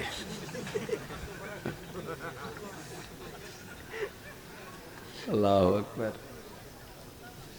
মসজিদে নববীতে গেছেন না? হাজী সাহেব আছেন নাকি কেউ? হাজী মোতামিরিন। মসজিদে নববী কত বড়, ওর মাঝখানে দেখবেন এই ছাতা আছে, এরকম ছাতা শাপলা ফুলির মতো, উপর দিক বন্ধ হয়, আবার অটো খোলে। আবার এক জায়গা আছে গম্বুজ, এই অটো গম্বুজ সরিয়ে যায় গম্বুজ। এই মাঝখানে এই কাম কেন করছে? বড় মসজিদ তো, 13 লক্ষ মানুষ এক জামাতে নামাজ পড়তে পারে। এই মাঝখানে অক্সিজেন পায় না, এই জন্য অক্সিজেন কালেকশনের জন্য এই করে দিয়েছে। এই গম্বুজ সরি সরি অক্সিজেন কালেকশন করে। এই প্রায় আমরা তো মরারই কায়দা হয়ে গেছিলাম আর একটু হলি, অক্সিজেনের অভাবে। আর টেবিল ফ্যান লাগবে না, এই পাশে আর একটু খুলে দিল, টেবিল ফ্যান বাড়িতে চলে আসবে না। সুন্দর।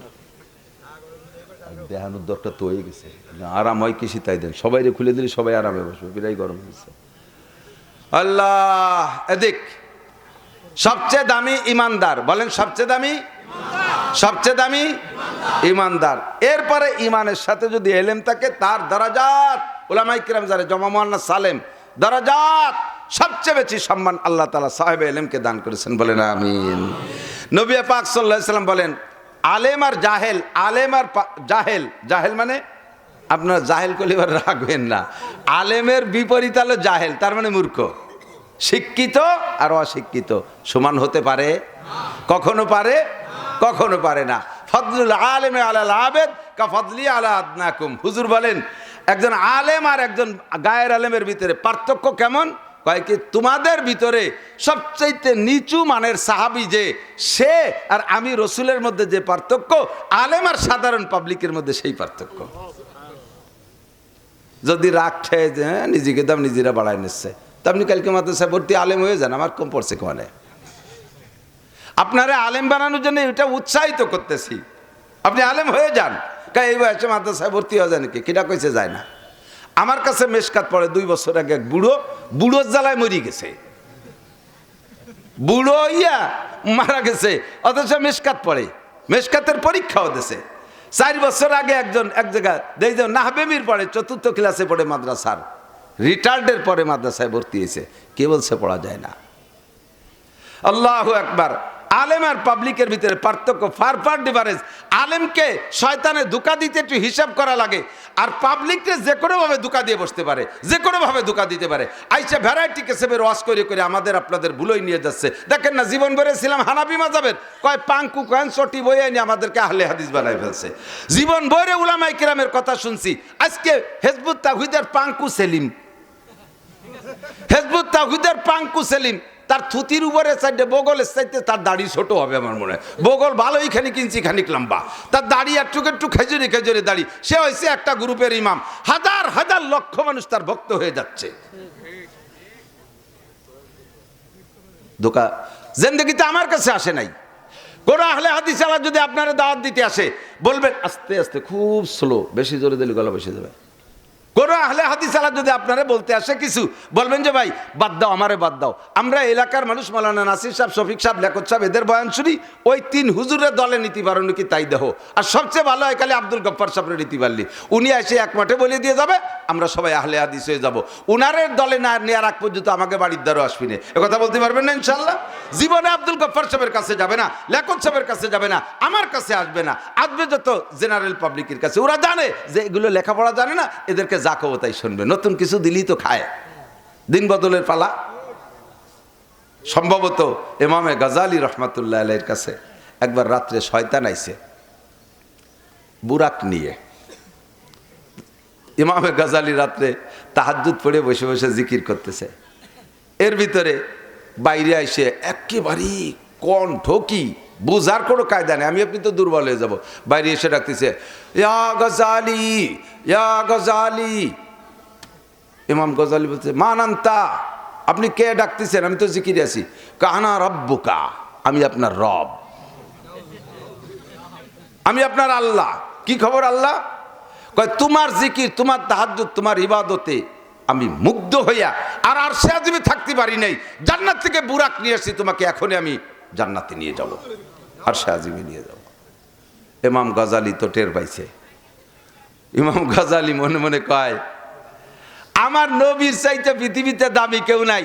সেই নবীরে নীতি আল্লাহ নিজে আসে নাই, জিবরাইল দিয়ে বুরাক দিয়ে ফাটাই দিয়েছে, আর আমি নবীর চাইতে উপরে হয়ে গেছি, আমার আল্লাহ নিজে নীতি আইছে। ইমাম গজালিকে আল্লাহ একটু দাঁড়ান ওই জায়গা,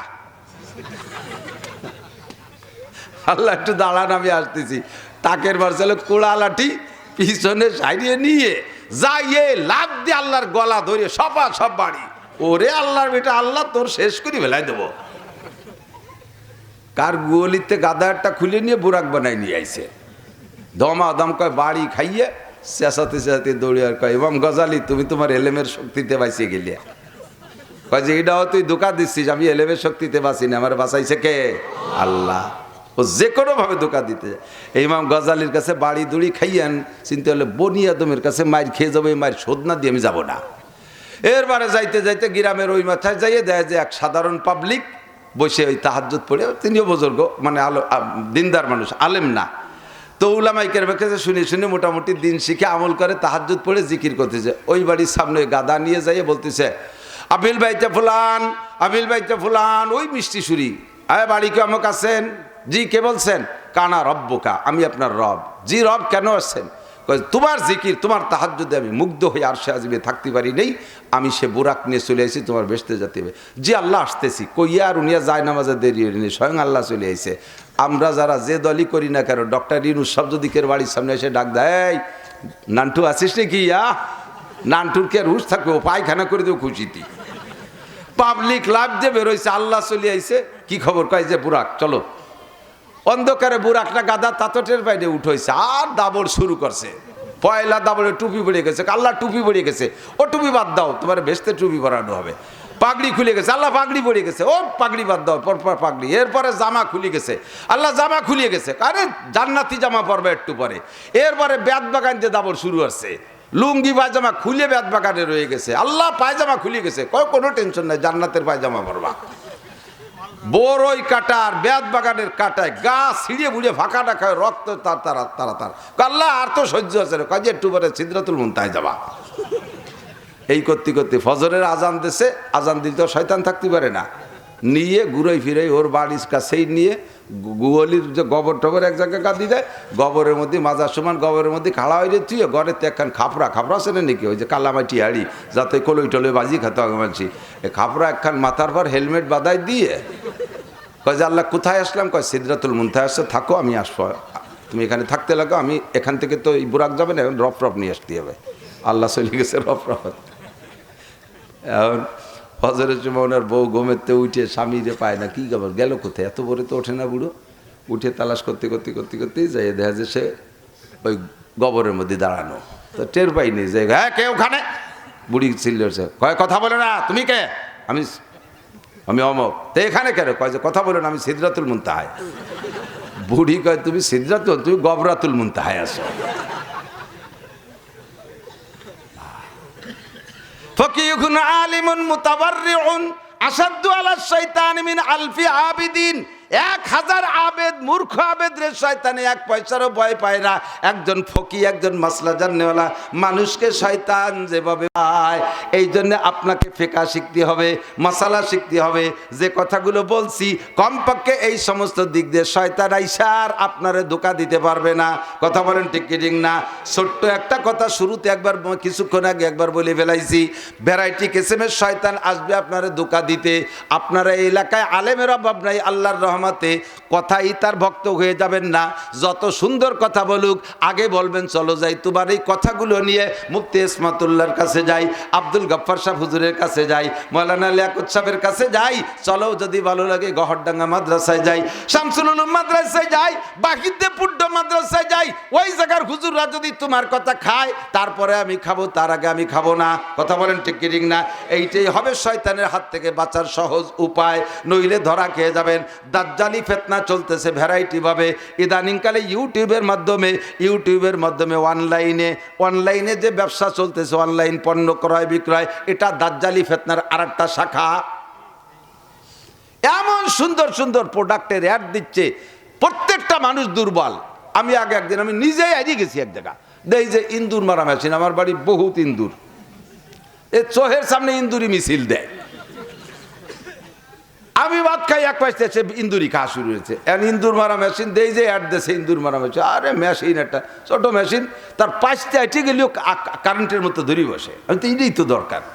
অর্ডার দিছি 600টা আনেছে, তা পাইতে তুইছি উপরে বিস্কুট টিস্কুট দিয়ে, বিস্কুট খাইয়া ইন্দুরি তার উপরে বসে বসে জিকির হতেছে।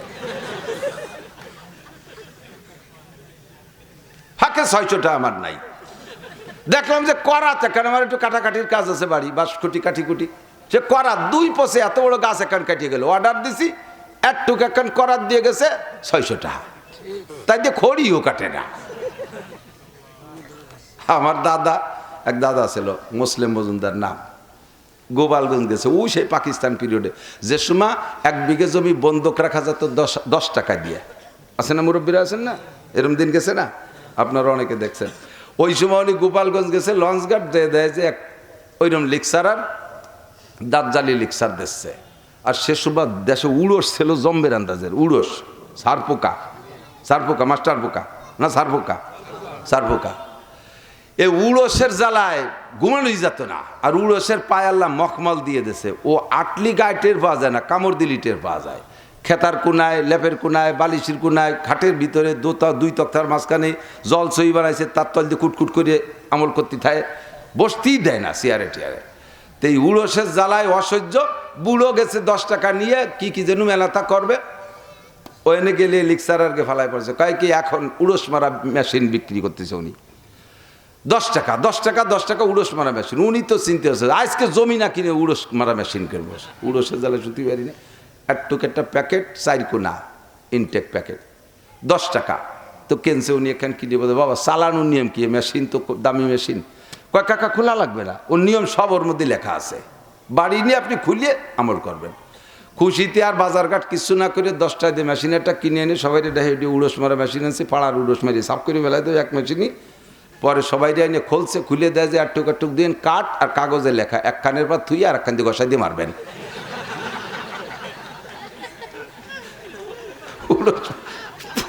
বুড়ো স্টক করে বেউস হয়ে গেছে। আমার 1 বিঘে জমির টাক দিয়ে মেশিন কিনেছি, তার টুক দিন কাঠ, এক কানের পর থুই আর এক কান দিয়ে ঘষাই দিয়ে মারবেন। ওই মারতে আমার ওই লাগে নাকি? এই দাজ্জালি ফিতনা চলছে কি চলছে না? কারণ ইউটিউবের ভিতরে এ ওষুধ সে ওষুধ, চিকিৎসা, ডাক্তারি, এ পণ্য সে পণ্য পণ্ড করে ফেলাই দিচ্ছে, এগুলো সব দাজ্জালি ফিতনা। আবার ইমানের দাজ্জালি ফিতনা আসছে ইউটিউবের ভিতরে, হাজার রঙের ওয়াজ। বক্তারে দেখি, বক্তা সুন্নতের বয়ান করে, ফরজের বয়ান করে, ওয়াজিবের বয়ান করে। বক্তার শরীরের ভিতরে আজ পর্যন্ত সুন্নতের পোশাকটা সেট করতে পারলো না, যে তার বডির ভিতরে সুন্নত সেট করতে পারে নাই, তার বয়ানের মাধ্যমে জিন্দেগিতে উম্মতে ফরজ পর্যন্ত ধরতে পারবে না ইনশাআল্লাহ। এর জন্য সাবধান থাকতে হবে। আল্লাহু আকবার। নবী পাক বলেন, ফিকহ শেখো, মাসআলা শেখো, মাজলিসু ফিকিন খায়রুম মিন ইবাদাতি 60 সানা। কোন হাদিসের মধ্যে নাই মাজলিসু গজলিন ইসলামী গজলিন খায়রুম মিন ইবাদাতি 60 সানা। ইসলামী সঙ্গীতের মজলিসে 100 খায়রুম মিন ইবাদাতি 60 সানা। 60 বছর নফল ইবাদতের চাইতে দামি। একটা ইসলামী সঙ্গীত শুনলে একটা নেকি হবে, কথা বলা হয় নাই। 60 বছর নফল ইবাদতের নেকি হবে বলা হয় নাই। ও দোস্তরে হাদিস আসছে মাজলিসু ফিকিন খায়রুম মিন ইবাদাতি 60 সানা। কষ্ট হচ্ছে আপনাদের? একটা মাসালা শুনলে শিখলে, শুধু শুনলে শিখলে, আমলের নিয়তে শুনবো, নিয়ত কি? আমলের নিয়তে। একটা মাসালা শুনলে শিখলে 60 বছর নফল নামাজ ও নফল রোজার চাইতে বেশি নাকি। বুঝে কইছেন সুবহানাল্লাহ? কি আজীব কথা, চিন্তা করতে পারেন। 60 বছর নফল নামাজ একটানা বিরতিহীন পড়ছেন, এর মধ্যে একজন মানুষ আছেন? 60 বছর নামাজ পড়ছেন, কিন্তু তাও তো পড়েন নাই, বিরতিহীন, মানে ফরজ নামাজ পড়া শেষ, ওক্তীয় নামাজের পরেতে নফল শুরু করে দিয়েছেন। দৈহিক জরুরত ছাড়া বাকি টাইম নফল ইবাদতের মধ্যে কাটাইছেন লাগাতার 60 বছর, এমন মানুষ নাই। যদি নামাজও পড়ে থাকেন তাহলে 60 বছর একটা না নফল রোজা রাখছেন, এরকম মানুষ গোটা পৃথিবীতে খুঁজে পাওয়া যাবে না। অথচ হুজুর বলেন, সিয়ামুহা ওয়া কিয়ামুহা, লাগাতার 60 বছর নফল নামাজ আর নফল রোজা রাখলে যেই নাকি তার চাইতে বেশি নাকি দেয়া হবে একটা মাসালা শুনলে এবং শিখলে। আমি কথাটারে খুব ধরলাম যে এত কি মাসালা, এমন কি মাসালার এমন কি গুরুত্ব আছে যে একটা মাসালা শুনলে শিখলে 60 বছরের চাইতে বেশি নেকি পাওয়া যায়। কারণ কি, ঘটনা কি? এদিক তাকান, খেয়াল করেন। ঘটনা এবার খুঁজে পাইছি। আল্লাহু আকবার।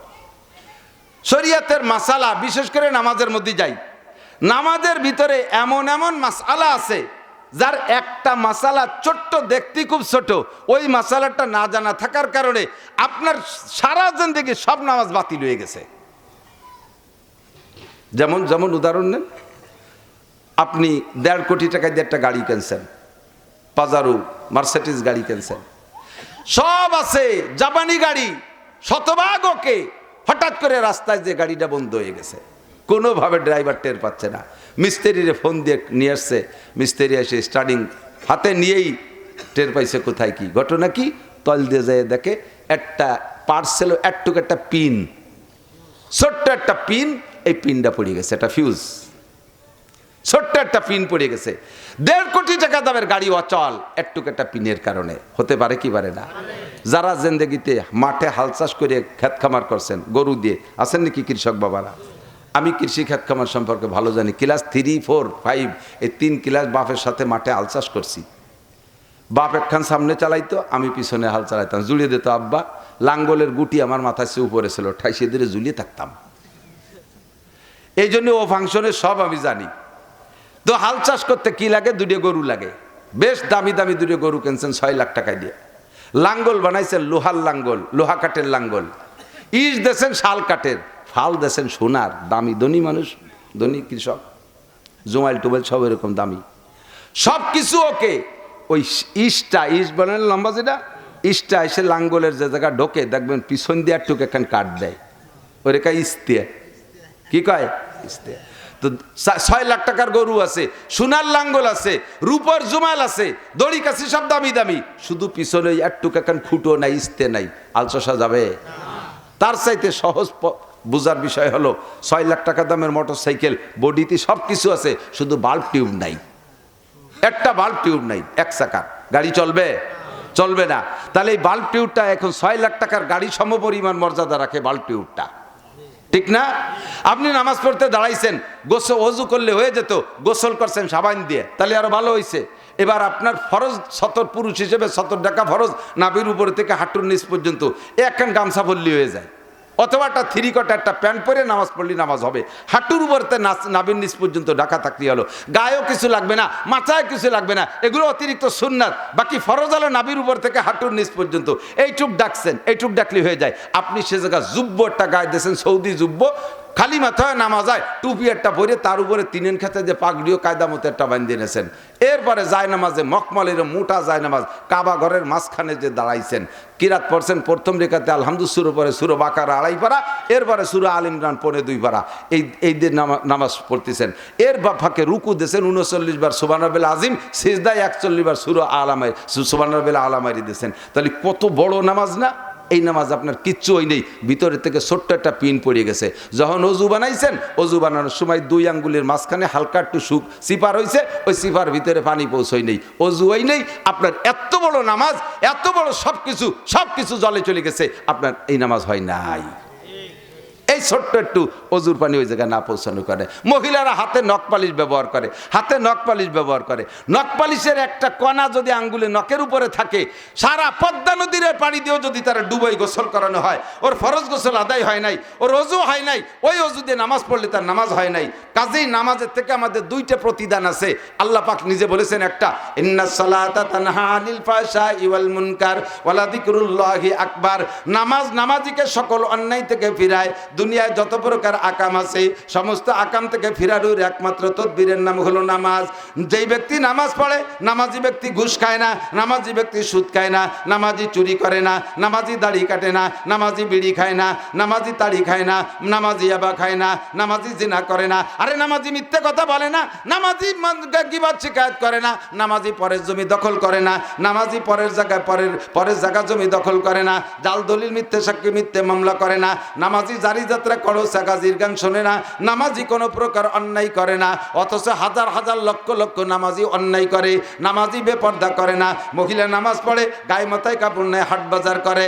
মহিলা নামাজ পড়ে, অকথ্য ভাষায় গালাগালি করে। মহিলা নামাজ পড়ে, মহিলা হারাম খায়, পরের গাছের তরি তরকারি তুলে এনে রান্না করে খেয়ে ফেলে। এই সমস্ত অন্যায় কেন করে? নামাজে তারে কেন বাঁচাইতে পারে না? কয় তোমার প্রত্যেকটা নামাজের পিন পইড়া গেছে, তোমার নামাজের ইস্তে খুলে গেছে, তোমার নামাজের বাল্টিও পড়ে গেছে। এর একটা মাসালার দাম 60 বছর না 60 লক্ষ বছর নফল নামাজ ও নফল রোজার চাইতে দামি। 2-1টা মাসালা বলে এদিক তাকান। আপনি নামাজের ভিতরে সর্বপ্রথম 13 ফরজ। নামাজের ফরজ কয়টি? 13টি। 1 নম্বরে শরীর পাক। 1 নম্বরে শরীর পাকের ব্যাপারে হাদিসে পেশাবে ঢিলা কুলুকের কথা আসে নাই, কিন্তু শরীর পাক রেখে নামাজে যেতে হবে। আমাদের আহলে হাদিস ভাইরা কয়, এই যে হানাফিরা মাযহাবিরা মানুষের মধ্যে লজ্জা নাই শরম নাই, এইভাবে ওয়াজাগা আদ্য মানুষের মধ্যে দিয়ে ঘুরিয়ে বেড়ায়, এইকে খেফায়। ঢিলাকুলুক কোনো হাদিসে আছে? ঢিলাকুলুক হাদিসে নেই। তবে নাপাক শরীর নিয়ে নামাজে যাওয়া নিষেধ, এটা তো আছে। শরীরে পাক রাখা, যার যার শরীর ছেঁচে জানে কার শরীর কিভাবে পাক রাখতে হবে। কথা বলেন, যুবকরা খেয়াল করেন, আপনারা যখন যুবক ছিলেন তখন তো আপনি বুড়োওয়ালারা ভালো বুঝবে, যুবকরা তো বুড়ো বয়স পাইনি এখনো, কাজে ওরা ওই শেষকালের অবস্থা এখনো বুঝতে পারতেছে না। যুবকরা জানেন, বুড়োরা জানেন, আপনারা যখন যুবক ছিলেন মনে পড়ে সে সময় পেশাব করতেন কীরকম? পেশাব করতে বসলি 5, 6 আর 2 সিটে যেয়ে পড়তো, ঠিক না? গড় গড় গড় গড় করি একে ধাক্কায় সব সাফ হয়ে যেত।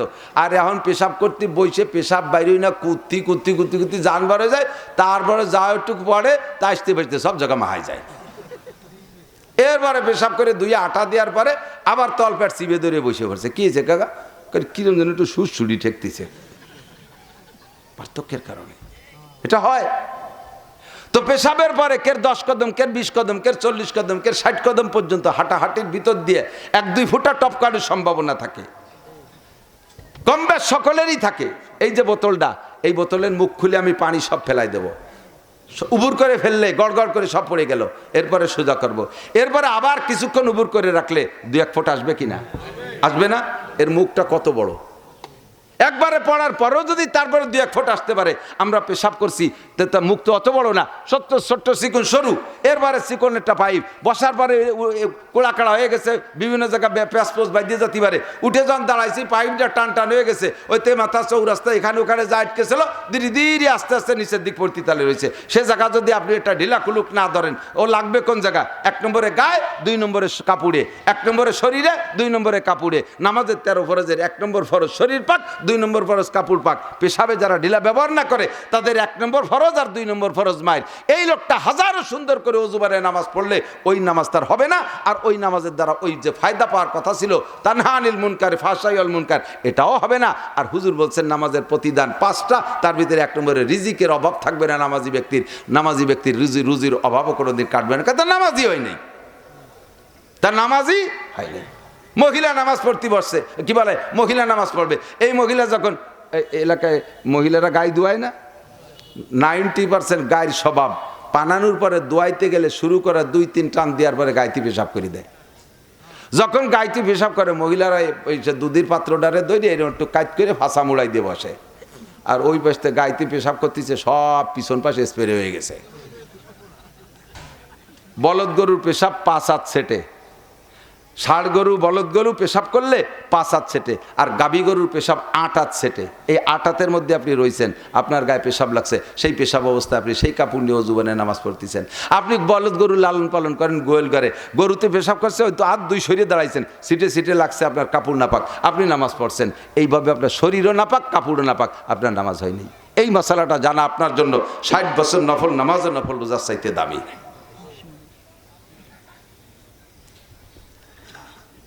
কতক্ষণ নামাজ শুরু করছেন, এরপরে আর একটা কথা না বলি পারছি না, দাঁড়ায় নামাজ পড়া ফরজ, দাঁড়ায় নামাজ পড়া সুস্থ শরীরে ফরজ নামাজ, দাঁড়ায় পড়া ফরজ। বসে নামাজ পড়ার ব্যাপারে মহিলারা বসে নামাজ পড়ার গুরু, সারা দিন ভরে টোটো বেড়াবে, কাজকাম করবে। যারা একটু নামাজ পড়ে, নামাজ তো মহিলারা বেশি নামাজে ঢিলে, মহিলারা যখন নামাজ পড়তে যাবে তখন যায় নামাজে যে আতা কাতা ছাড়িয়ে দিয়ে বসে নামাজ পড়ছে। তুমি বসে নামাজ পড়তে যাও, মাথায় ব্যথা, মাথা গুরু হয়, আতা এরকম আঁকা বাঁকা খেয়ে পড়ে না। আবার নামাজ শেষ দামাকুলো নিয়ে রাস্তায় নেমে পড়বে। কাজের সময় ভালো পেলে আর নামাজের সময় আসলে অলস। সুস্থ শরীরে ফরজ নামাজ দাঁড়ায় পড়া ফরজ, সুস্থ শরীরে ফরজ নামাজ যদি দাঁড়ায় না পড়ে বসে পড়ে। এবার বসতে যায় ইদানিং আর একটা নিউ ফ্যাশন জারি হয়েছে, সেটা হলো চেয়ার ফ্যাশন। চেয়ারম্যান, কতক্ষণ চেয়ারম্যান, ওর বাবা সারা ইউনিয়নের ভোট দিয়ে বানায় একটা চেয়ারম্যান, আর এক মসজিদে বিনি ভোটে 20 জন চেয়ারম্যান। একটা স্টাইল বানায় নিয়েছে। এই চেয়ারের কারণ কি? আলহামদুলিল্লাহ, ব্যঙ্গ করতেছি না, ঠাট্টা করতেছি না। ছেলেবেলায় আমার নামাজ ফরজ হওয়ার 4 বছর আগের থেকে আমি নামাজ পড়ি। নামাজ ফরজ হওয়ার 4 বছর আগের থেকে এটুকু আমার ফান্ডে আলাদা জমা রয়েছে, আর সেই থেকে আল্লাহ আশা করি আমার নামাজ কাজা নাই। আল্লাহ এরপরও আল্লাহ তাআলা যদি রোগ দিয়ে বসেন, তাহলে আমারও বসে চেয়ারে বসে পড়া লাগতে পারে। লাইসা আলাল মারিজে হারাজন, রুগীর কোনো মাসালা নাই, রুগীর কোনো মাসালা নাই। আমার কাছে জিজ্ঞেস করছে একজন, হুজুর চেয়ারে বসে নামাজ পড়া জায়েজ আছে? আমি বললাম যে আছে। এইভাবে ডালাও মশলা আছে কয়ে দিয়ে তো ওর বাংলায়ও যা কইছে আর কি, গাড়িটা মারিয়ে দিয়েছেন তো সেইভাবেই সর্বনাশ করছেন এইভাবে। এই যে আমাকে মসজিদই প্রথম কাতার সব চেয়ারম্যান। আমি বললাম যদি অসুস্থ হয় তো শরীয়তে অনুমতি দিয়েছে আল্লাহ তাআলা, এই জায়গায় জবরদস্তির কি আছে? কয় যে এই সুযোগ পায়, কয় যে হুজুর আমাকে ইমাম সাহেব চেয়ারে বসে পড়াতে চাচ্ছে। আমি দাও ইমামরে চেয়ার দাও, তোমরা খাট বানাই ফেলো, শুয়ে পড়বা। সুযোগ পাইছো যখন। লাইসা আলাল বাড়ি জাহারাজুন, খেয়াল রাখবেন মাসালা। রাত বেশি বেরিয়ে গেছে, একটু রসে ভরে মশালাগুলো বলে দেই। চেয়ার আপনার অনুমতি আছে কখন? চেয়ারের অনুমতি হলো যেখান থেকে চেয়ার দরকার সেখানে, তার আগে চেয়ার ব্যবহার করলে হবে না। আপনার দাঁড়ানোর ক্ষমতা আছে, রুকু দেওয়ার ক্ষমতা আছে, রুকুর থেকে নিচে সিজদায় যাইতে পারেন না, সেই জায়গায় আপনার চেয়ার লাগে। এই ব্যক্তি যদি শুরু থেকে চেয়ারে বসে নামাজ পড়ে তাহলে সে ফরজ, দুইটা ফরজ তরক করছে। দাঁড়ানো ফরজ তরক করছে, রুকু দিয়া যে সিস্টেম অনুযায়ী সেই রুকুর ফরজ, দুইটা ফরজ ছুটে গেছে, ওই লোকটার নামাজ হয় নাই, এই নামাজের কোনো বিনিময় হতে পারে না। আমি একটু দেখাবো প্র্যাকটিক্যাল। আপনি দাঁড়াইতে পারেন তার প্রমাণ, ঘন্টাখানিক দিয়ে টেলিভিশনের সামনে দাঁড়াইছিলেন, তাহলে বোঝা যায় দাঁড়াতে পারেন। রুকুয়া দিতে পারেন, হাতের থেকে মোবাইল পড়ে গেল তা দিয়ে কুজোয়ে খুঁটি উঠলেন, তাতে বোঝা যায় রুকুও দিতে পারেন। পারেন না, নিচে যেতে পারেন না, এইটা আপনার সত্যি রোগ। এই হাঁটু টাটুর এখানে খুব ব্যথা, যেতে পারেন না। তো আপনি ওই কখন সিজদায় যেতে পারবেন না সেই ভয়তে আগের থেকে চেয়ারে বসে থাকবেন, হবে না। যারা দাঁড়ানো চেয়ারের প্রয়োজন এরকম, আপনি দাঁড়ানোর সময় দাঁড়াবেন, আল্লাহু আকবার, কিরাত চলবে, রুকুও দেবেন আল্লাহু আকবার, সামি আল্লাহ বলবেন। যখন সিজদায় যাবেন তখন নিচে যেতে পারেন না, পাশার কাছে চেয়ার থাকবে, এবার সিজদাটা ইশারায় করবেন চেয়ারে বসে। যারা এভাবে শুরু থেকে, এই জাতীয় রোগীরা যদি শুরু থেকে দাঁড়ায় দাঁড়ায় যত নামাজ পড়ছেন, কোনো নামাজ হয় নাই, ওই নামাজগুলোকে আবার দোহরায় পড়তে হবে, নইলে এক ওয়াক্তের বিনিময়ে 230 কোটি 40 লক্ষ বছর জাহান্নামে পড়তে হবে। মজলিস ফিকিন খায়রুম মিন ইবাদাতি 60 সানা। জানবেনও না, জানার ইচ্ছাও করবেন না, জানার জন্য জিজ্ঞাসাও করবেন না, নিজে নিজে মুফতি হয়ে গেছেন। কথা কন? তবে চেয়ারে বসতে পারেন, ঠিক আছে, কিন্তু একবারে নিচেও বসতে পারেন, একবারে মাটির দিয়ে নিচেও বসতে পারেন। ওই নিচে বসলে আপনি কপাল লাগায় সিজদা করতে পারেন, কপাল লাগায় সিজদা করতে পারেন, তাহলে আপনি চেয়ারের দিক যাবেন না, আপনি নিচে মাটিতে বসিয়ে ফ্লোরে বসে কপাল দিয়ে সিজদা দেওয়ার চেষ্টা করবেন। চোখের ইশারায় সিজদা আর মাটিতে কপাল লাগায় সিজদা জীবনে কোনোদিন স্বাদের দিক দিয়ে একরকম হবে না। সিজদা নামাজের মাকসাদই হলো আল্লাহর কুদরতি কদমে কপাল লাগায় সিজদা দেওয়া। এই জন্য চেয়ার বাদ দিয়ে নিচে ফ্লোরে সিজদা দেওয়ার যদি তো ক্ষমতা হয়, তাহলে ওখানে যে সিজদা দিয়ে নামাজ পড়ার চেষ্টা করবেন। কথা কি বুঝে আসছে? এবার নামাজ যখন শুরু হয় তখন একটা ভুল করে থাকেন আপনারা, আমার জানা মতেই বলতেছি এই মশালাগুলো। অনেককে দেখি, ইমামতি করছি তো বহুকাল, মুসল্লি নামাজে দাঁড়াচ্ছে, মুখ বন্ধ, কানে হাত দেয়। ইমাম সাহেব যখন আল্লাহু আকবার বলে কানে হাত দিছে, উনিও কানে হাত দেয়, মুখ বন্ধ, মুখ বন্ধ, আল্লাহু আকবার বলে নাই। তাকবীরে তাহরিমা বলা, নামাজের ফরজ 13টি, তার ভিতরে একটা তাকবীরে তাহরিমা বলা, মুখে আল্লাহু আকবার বলা ফরজ। যতবার আপনি এইরকম আল্লাহু আকবার বলা ছাড়া শুধু মুখ বন্ধ করে কানে উলা দিছেন, অতবার ওই সব নামাজ আপনার বাতিল হয়ে গেছে। এবার এই আল্লাহু আকবারকে জারি করা, প্রথম তাকবীর দেওয়া ফরজ। এরপরে উঠতে বসতে সামি আল্লাহ রব্বানা লাকাল হামদা আবা আল্লাহু আকবার যা আছে, এ সব জায়গায় আল্লাহু আকবার বলা সুন্নাত। ওই সুন্নতগুলো না করলে আপনার নামাজ হয়ে যাবে, সুন্নত তরকের গুনাহ হবে, কিন্তু প্রথম তাকবীর না দেওয়ার কারণে নামাজ হয় নাই। 3 নম্বর মাসালা হলো, এবার আপনার আল্লাহু আকবার বলার ক্ষেত্রে সতর্ক থাকতে হবে। ইমাম সাহেব বড় জামাত হইলে অথবা ইমামের কণ্ঠ একটু ভালো হইলে প্রথম তাকবীর একটু টানিয়ে দেয়, আল্লাহু আকবার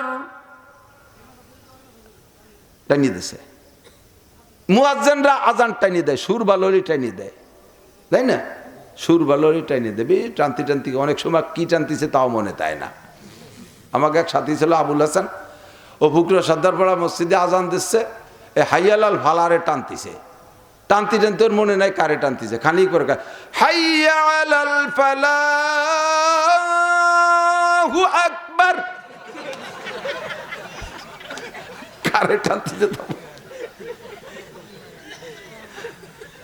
ইমাম সব টাইনি কইছে আল্লাহু আকবার, তো ইমাম আল্লাহ কয়ে টানতেছে, আপনি মনে হচ্ছে অনুমতি তো দিয়ে দিয়েছে, আপনি শটে মারি দিয়েছেন আল্লাহু আকবার। ইমামের আল্লাহু আকবারের র শেষ হওয়ার আগে যদি আপনার আল্লাহু আকবার বলার র শেষ হয়ে যায়, আপনার ইমামের পিছনে ইক্তেদা নেই, নামাজ বাতিল, আপনি ইমামের আগে চলে গেছেন। সালাম ফিরানোর সময় ইমামের আগে যেন আপনার আসসালামু আলাইকুম রহমতুল্লাহ শেষ না হয়ে যায়। অনেক সময় বড় জামাতে মুকাব্বের হয় না, মুকাব্বেরই অনেকে করবেন। আরে ভাই মাসলা জানেন, কইছি তো আগেই বলে নিছি, বহুয়া তো অনেক তালে করছি, আজকে একটু শ্রেষ্ঠ ওয়াজ করার নিয়ত করছি। খেয়াল করেন, মুকাব্বের ইমাম সাহেব কয় সামিআল্লাহু লিমান হামিদাহ, মুকাব্বির যিনি থাকবেন ইমামের হামিদাহ বলার আগে যেন আপনার রব্বানা লাকাল হামদ বলা শেষ না হয়ে যায়। আপনার রব্বানা লাকাল হামদ যেন ইমামের পরে থাকে, যেন আগে না হয়ে যায়। কথা বোঝেন? ইমামের আগে হয়ে গেলে আপনি নষ্টের মধ্যে চলে যাবেন। 2 রিকাত নামাজ, 4 রিকাত 3 রিকাত ওয়ালা নামাজের 4 রিকাত বা 3 রিকাত আরেকটা মশালা বলি নেই, কষ্ট হচ্ছে নাকি? একেবারে বাজে কথা বলতেছি নাকি? প্রয়োজন আছে না নাই? কত যে বলবো, মাথার মধ্যে খালি ভিড় করতেছে। আল্লাহু আকবার। সূরা ফাতিহা পড়ছেন, সূরা ফাতিহা, এই সূরা ফাতিহা পড়ার ব্যাপারে ইমাম সাহেবদেরকে উলামায়ে কিরাম একটু খেয়াল করবেন। আপনারা জানেন না তা না, বা এর মুযাকারা না থাকার কারণে অনেকে গাফলাতির সাথে আমলের থেকে ছুটে যাচ্ছে। আমি বড় পণ্ডিত তা বলছি না, আমি এই নিয়ে গবেষণা করি বিধায় আপনারা একটু স্মরণ করা দিচ্ছি, আমারও যেন অন্য কিছু মনে করবেন না, আমি আপনারা খাটো মনে করতেছি না, খেয়াল রাখার জন্য বলতেছি। এদিক তাকান, সূরা ফাতিহা পড়বেন, সূরা ফাতিহা পড়বেন। স্বাভাবিকভাবে তারাবির নামাজটা একটু তাড়াতাড়ি পড়ে, দৈনন্দিন যে নামাজগুলো পড়তেছি এর ভিতরে কিরাতের দিকে খেয়াল রাখবেন। ইমাম সাহেবরা সূরা ফাতিহার 7 আয়াতের 7 নিঃশেষে পড়ার চেষ্টা করবেন। হাদিসের ভিতরে আপনি পড়েছেন, বান্দা যখন সূরা ফাতিহা পড়া শুরু করে এক একটা করে আয়াত পড়ে ছেড়ে দেয়, আর আল্লাহ এক একটা জবাব দিয়ে দেয়। আলহামদুলিল্লাহি রাব্বিল আলামিন পড়ে ছেড়ে দিয়েছেন, আল্লাহ সাথে সাথে জবাব দাও, হামিদানি আব্দি, আমার বান্দা আমার প্রশংসা করছে। আল্লাহ কুচিতি বলেই ফেলায়, আমার বান্দা আমার প্রশংসা করছে। আর রহমানির রহিম, আসনা আলাইয়া আব্দি, আমার বান্দা আমার প্রশংসা করেছে। এই কই আল্লাহ জবাব দেয়। আর রহমানির রহিম মালিকি ইয়াউমিদ্দিন, সাদাকা আব্দি, থ্যাংক ইউ বান্দা, তুমি সত্য কথা বলেছো, বিচার দিনের মালিক আমি। ইয়্যাকা না'বুদু ওয়া ইয়্যাকা নাস্তাঈন, এই অংশের ভিতরে, এই আয়াতের ভিতরে 2টা অংশ। ইয়্যাকা না'বুদু, আল্লাহ তোমার ইবাদত করি, এটা আল্লাহর। ওয়া ইয়্যাকা নাস্তাঈন, আমার জন্য একটু সাহায্য চাই, এটা আমার। এটা 2 ভাগ হয়ে গেছে না? এই সময় আল্লাহ কি কয় জানেন? হাযা বাইনি ওয়া বাইনা আবদি ওয়া লি আবদি মা সাআলা। এই আয়াতটা 2 ভাগ, অর্ধেক আমার আর অর্ধেক আমার বান্দার। আমারটা আমি পেয়ে গেছি, আর আমার বান্দা যা চাইলে তা তারা দিয়ে দিলাম।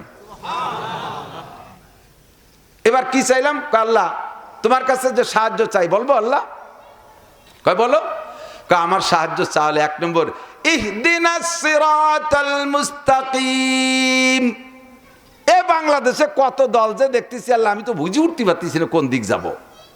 আমি তো হজবর হয়ে গেছি, ব্যবসাকার মধ্যে পড়ে গেছি, কোন দিক ভোট দেবো। সামনে নির্বাচন আসতেছে, জামাত ইসলাম আল্লাহরও খারাপ না, চরমনের হুজুর তো আরও ভালো, এরপরে মামুন সাহেবের জন্মের ভালোবাসি, আবার খেলাফত আন্দোলন, আবার খেলাফত মজলিস, আবার কি কয় ঐক্য জোট, সবই তো হুজুর গে, আবার আমলিগ বিএনপি তো আমাকে পুরনো মহব্বতের দল আছে, তো বুঝতে পারতেছি না কি করবো। কাজে এর মধ্যে আমারে ইহদিনাস সিরাতাল মুস্তাকিম, আসলটা আমারে চিনেই দাও, আসলটা আমারে। তবে অনুরোধ, আসলটার ভিতরে আবার আমি ডেফিনেশন বলে দিচ্ছি, পরিচয় দিয়ে দিচ্ছি, কোন আসলটা আমার জানা মতে বলবো আল্লাহ? কদি তোমার কোনটা পছন্দ হয়? সিরাতাল্লাযীনা, এই আয়াত বলার পরে আল্লাহকে ওয়ালি আবদি মা সাআলা, ঠিক আছে তুমি যা চাইছো দিয়ে দিলাম, আল্লাহ জবাব দিয়েছে। এরপরে বললাম সিরাতাল্লাযীনা আন'আমতা আলাইহিম, যে রাস্তায় চলার কারণে এক দলকে তুমি পুরস্কৃত করেছো, সেই দলের পর আমারে চালাও, সেই রাস্তায় আমারে চালাও। ওয়ালি আবদি মা সাআলা, থ্যাংক ইউ, তুমি যা চাইছো তা তোমারে দিয়ে দিলাম। তবে আল্লাহ তোমার পায়ে ধরি, তোমার কাছে অনুরোধ, গায়রিল মাগদুবি আলাইহিম ওয়ালাদ-দাল্লিন, ইহুদ আর নাসারাদের রাস্তায় আমারে চালাইও না। আল্লাহ কয় ওয়ালি আবদি মা সাআলা, ঠিক আছে তুমি যা চাইছো তোমারে তাই দেওয়া হলো। এই যে যে আল্লাহ ফাঁকে ফাঁকে জবাব দেয়, আপনি যদি এক নিশেষে আউল আখের মারি দেন, আলহামদুলিল্লাহ রাব্বিল আলামিন রহমানির রহিম, হঠাৎ দল্লিন, আল্লাহ কয় কি কব, তাই তো আমি ভাগ পালাম না, তুই যে চাললি তা দেবো কোন সময়? জোরে পড়েন আর আসতে পারেন, শব্দে পড়েন আর বিনা শব্দে পড়েন, সূরা ফাতিহা আয়াত ছেড়ে ছেড়ে দিয়ে পড়বেন, আল্লাহ পাকের জবাবগুলো আপনি পেয়ে যাবেন, পুরস্কারগুলো পেয়ে যাবেন। কিরাত পড়বেন কিভাবে? ইমাম সাহেবরা একটু খেয়াল করেন। ভাই দোস্ত বুজুর্গ, কষ্ট হচ্ছে, আমার মাথা ফাটিয়ে যাচ্ছে, কিন্তু আপনাদের বসায় আমার ভালো লাগতেছে বলতে। ইমাম সাহেবরা কিরাতের দিকে খেয়াল রাখবেন। এ জায়গা এ সূরাতে 2 আয়াত, খানিক দূর যে আর এক জায়গাতে 1.5 আয়াত, 2 আয়াত, এই বাংটা কাটাকাটি নামাজ হয়ে যাবে। যেহেতু আল্লাহ বলছেন ফাকরাউ মা তায়াসসারা মিনাল কোরআন, যে কোনো জায়গা থেকে পড়লে নামাজ হয়ে যাবে তরতিব ঠিক রেখে। কিন্তু এইটা করলে খুব খারাপ লাগে, এ জায়গাতে একটু ও জায়গাতে একটু খোঁজ খাবলা। সূরা পড়তে লাস্টে মাত্র একটা আয়াত বাদ থুয়ে রুকুতে চলে গেছে, আবার 3 সূরা পরে যাই আর এক সূরার মাঝখানের থেকে ওইরকম 3-4 আয়াত পড়ে 2 পাশে বাদ দিয়ে থুয়ে চলে গেছে। এত জ্বালা লাগে, তর্জমা তো বুঝি, আমার মনে হয় নামাজটা ছাড়িয়েই দেই। কোরআন শরীফকে সূরা ফাতিহা থেকে নিয়ে নাস পর্যন্ত বড় বড় জলিলুল কদর মুহাক্কিক সাহাবায়ে কেরাম, মুহাদ্দিস মুফাসসির সাহাবায়ে কেরাম বৈশা হযরত উসমান, হযরত ওমরের, হযরত আলীর উপস্থিতিতে, আবু হুরায়রা, হযরত আব্দুল্লাহ ইবনে আব্বাস, জলিলুল কদর সাহাবাদের উপস্থিতিতে বসে কোরআন শরীফকে মিল দিয়ে তরতিবের সাথে সাজাইছে। এই তরতিবে কোরআন শরীফ সেইভাবেই লেখা হয়েছে। তুমি সে জায়গা পড়া জায়গা উল্টো পাল্টা করবা কে? সবচেয়ে সুন্দর হয় এই এক রেখাতে এক সূরা পড়া এবং তরতিবের সাথে পড়া। আলাম তারা পড়লে লিলাফি, আলাম তারা পড়লে লিলাফি পড়েন, তারপর আড়াইতাল্লাহ পড়লে ইন্না তাইনা পড়েন, কুলিয়া পড়লে ইজাজা পড়েন, তাব্বা তেদা পড়লে পরের রেখাতে কুলহু পড়েন। এইভাবে ঠিক রাখেন। ইমাম সাহেবরা বড় বড় হুজুররা আমপারা সুরতে মোটে নামাজের মধ্যে পড়বে না, কয় তালি মনের মধ্যে ছোট হুজুর, সিফারার হুজুর, সিফারার হুজুর। আমি গহরডাঙ্গা মাদ্রাসায় দাওরা যেবার পড়ি, সেই বছর লাস্টের 6 মাস আমার চৌমনি হুজুর রহমতুল্লাহ নিজি মাদ্রাসার মসজিদের 3 ওয়াক্তের ইমাম বানাই দিয়েছে। আসর মাগরিবি আমি পড়াইতাম। একদিন পড়তাম তারা পড়ছি, দ্বিতীয় রেখাতে ইন্না তাইনা পড়ছি মাগরিবে। বরিশালে হুজুর রহমতুল্লাহ আলাইহি আমারে বলতেছেন, মিয়া আলাম তারা প্রথম রেখাতে পড়ার পরে আমি কাশিয়ানি হুজুর আমরা যারা আছি আমরা অপেক্ষা করি যে তুমি দ্বিতীয় রেখাতে লিলাফি পড়বা। কেন হুজুর? কয় কি আলাম তারার ভিতরে আল্লাহ যে ঘটনাটা বলছেন, এই ঘটনাটা কি জন্যে, এই কারণ বলছে লিলাফির মধ্যে। আলাম তারা কাইফা ফাআলা রাব্বুকা বিআসহাবিল ফিল, আসহাবে ফিল হস্তি বাহিনীর সাথে যে আচনা, তৈরান আবাবিল পাখি দিয়ে আল্লাহ তাআলা পাথর মারিয়ে আব্রাহা বাচ্চার হাতি বাহিনীর শেষ করছে। এটা হলো আলাম তারা। সঙ্গে বলতে অধিক তো আমার আলোচনা নাই, এই জন্য ইশারা দিয়ে যাচ্ছি। আলাম তারার ভিতরে হাতি বাহিনীকে আল্লাহ তাআলা তৈরান আবাবিল দিয়ে শেষ করছে। এটা কেন করছে? ও সময় তো রসুলও নাই দুনিয়ায়, ও সময় মুসলমানও নাই। ঘটনাটা কেন ঘটলো? লিলাফি কুরাইশ, কুরাইশদেরকে খুশি করার জন্যে। তাহলে আলাম তারার ঘটনাটা জড়ানো রয়েছে লিলাফির সাথে। প্রথম রেখাতে আলাম তারা পড়লে, দ্বিতীয় রেখাতে লিলাফি না পড়লে আমার খুব খারাপ লাগে। আর দিও না, মিল আছে। প্রথম রেখাতে ওয়াইলুল্লি পড়লে, দ্বিতীয় রেখাতে অবশ্যই তুমি যদি আলাম তারা পড়ো, তখন লিলাফিরে পড়বানে কোন সময়, তার তোর জায়গা থাকলো না, এ জায়গা একটু কম থেকে যায়। কাজেই ওয়াইলুল্লি প্রথম রেখাতে পড়লে, তাহলে দ্বিতীয় রেখাতে কোন সুরা? দ্বিতীয় রেখাতে আড়াইতাল্লাজি পড়ো, তরজমার মিল আছে। কারণ ওয়াইলুল্লির মধ্যে ওয়াইলুল্লি কুল্লি হুমাজাতিল লুমাজা, যারা বংশ গর্ব করে, আত্মগর্ব করে, বংশমর্যাদা নিয়ে ফখর করে, তাদের জন্য ওয়াইল। আবার সূরা আরাইতাল্লাজির মধ্যে দেখেন ওয়াইল আছে, ওয়াইলুল্লি কুল্লি কি করে, আরাইতাল্লাযী ইউকাযযিবু বিদ্দীন ফাযালিকাল্লাযী ইয়াদউল ইয়াতীম ওয়া লা ইয়াহুদ্দু আলা তুআমিল মিসকিন ফাওয়াইলুল লিল মুসাল্লিন। এই জায়গাও ওয়াইল আছে। তো ওয়াইলে মিল আছে 2 সূরার ভিতরে, এই দিক দিয়ে ওই সূরা পড়া যায়। সূরা আলাম নাশরাহ লাকা পড়লে পরের রিকাতে ওয়াত্তিন পড়লেও সমস্যা নাই, তবে পরের রিকাতে ইজাজা পড়লে পড়া যায়। আলাম নাশরাহ লাকার ইজাজার মধ্যে মিল আছে। প্রথম রিকাতে ওয়াদ্দুহা পড়লে দ্বিতীয় রিকাতে আলাম নাশরাহ লাকা পড়ো। ওয়াদ্দুহার মধ্যে নবী পাককে সম্বোধন করে আল্লাহ বলতেছেন, ওয়াদ্দুহা ওয়াল লাইলি ইজা সাজা মা ওয়াদ্দাআকা রাব্বুকা, আপনাকে আপনার রব ছাড়ে নাই।